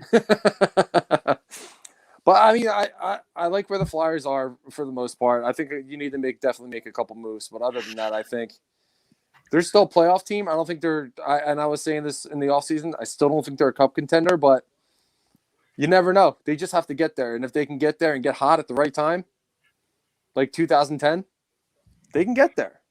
Yeah, for sure. For sure. I mean, they're close. They're close. They're very close. They're close. Real quick, and then we can get out of here. Okay. Getting late. My phone's about to die anyway. real quick, just Super Bowl predictions. Score. I'm sticking with 34-31 Buccaneers. Actually, I'm in that same boat. I like 34-31 Bucks. I can't bet against Tom Brady right now. Nope, it's hard to bet against Mahomes either, but true. It's going to be a shootout. I think it's going to be a very offensive game. I'm going to say 37-28 Buccaneers. And the only reason why is because the Chiefs' injuries on the offensive line concern me just so much, and the Bucs defense is just going to take pure advantage of that. So I think they have 2 or 3 of their starters out on the offensive line. So to me, that's just a huge X factor as far as that goes. Yeah, I totally agree. It matters, especially getting deep after you. Yep. I'm going to buck the trend. 41-38. Chiefs. Andy gets his back-to-back. Mahomes gets back-to-back and the Super Bowl MVP. And the new dynasty begins, and they become the Patriots, and everyone hates them. I think that would be ironic too if the Chiefs actually wound up winning back-to-back, because they're the last if I'm wrong, the Patriots. Exactly. Yeah, that's exactly where I was going to go with that too. The only reason people would like Andy and Mahomes are the only reason people don't freaking hate them right now is because Andy is like the most likable guy on the planet, and Mahomes is adorable. Like, he's like Kermit the Frog as the quarterback. Like, you just can't hate the guy. He says it's adorable. He is. I'm sorry. All right, listen, fam, we gotta thank you because you guys the bell. We asked you to pound the like button over on YouTube, and you did, and you got us over 100 likes, and we can't thank you guys enough for driving this damn show. We tried to answer every comment, question, everything dropped in. Robert, I don't have it in me to do it again. I love you. Don't go back. As soon as the show's over, you can go back on all the platforms, Facebook, YouTube, Twitter, or Twitch, and you're on YouTube. So as soon as it's done, go re-listen to the beginning of the show. I mean, I got it out. I mean, I cleared the pipes. We have to thank Body Check Wellness for sponsoring the show. Use promo code A2D at checkout. 20% off, baby. 20% off. Clarity and Focus has got me going to 1 o'clock and back at it at 10:30 a.m. with my boy Nate. So we do a little agree, disagree, quick fire. So, hey, get your Clarity and Focus. There's tons of great products. We talked about before. I've mentioned a couple times on the air tonight and before, but Body Check Wellness is a line of products that promote wellness, balance, and recovery with the full potential of hemp and THC products. All right, and they're phenomenal. So I highly recommend it. And my word's pretty fucking good. No fake news here. So fuck fake news. Screw the media in this city. We're here to take it all over. Marquise, my brother, we appreciate it. A2D Radio, the best and the best. No notes. And remember, start Monday. Got something fun. All right. You got your chance to do the crumb of the day. It's for the people. Put it for the people. See if people are good at it. Now remember, there's one speed bump with this one, baby. See what happened to Rome earlier? So what could happen is you could do a crumb in a day, and we might pick it. Might go up. And then that same day, or within 24 hours, you could be rolled up like the blunt in Rome's car. All right? You understand? You could be, that was what could happen to you. So I just want to let you know everybody's welcome to it, but deal with what comes with if I don't like something you said. And remember something, what Rome didn't get. When I yell and scream, I'm not really even that mad at you. I just do this thing one way, baby. And that's everything I got. And you don't have to like it, but I'm not attacking you personally ever. And if you notice, I'm just attacking and disagreeing on a platform that's A2D, that's built to disagree and agree on. So I don't care that you have a different fucking opinion than me. Make sense? Like, I don't care. I want you to. So it's never what it's about. But don't expect if I disagree with you, I've gone hot at my best fucking friends that have been my friends since 5 years old. This is another reason why I started this. It's what we do. Oh, yeah, he's advertising the THC. But listen, I don't believe that weed kills your brain cells. You kill your own. Mm-hmm. You know what I mean? So you either got it in this game or you don't. But the weed sure as hell didn't make you go, woe is me, baby. And woe is me makes me come harder, right? So as soon as you start whining, the dog starts eating. You know what I mean? Like as soon as I smell blood in the water, now you're whining, I'm going to smoke you. King Shark. Yeah. I mean, nothing was better than the time you threw that headset at Zach back when we first started this. That's still one of my favorite moments about this radio station, man. You know what he said? He started telling me, because that's when he didn't listen to nobody. Now he's improved, not in his knowledge, and the way his knowledge never been good. But he tried telling me Dante Culpepper was better than Donovan McNabb, and that was not going to fly with me, baby.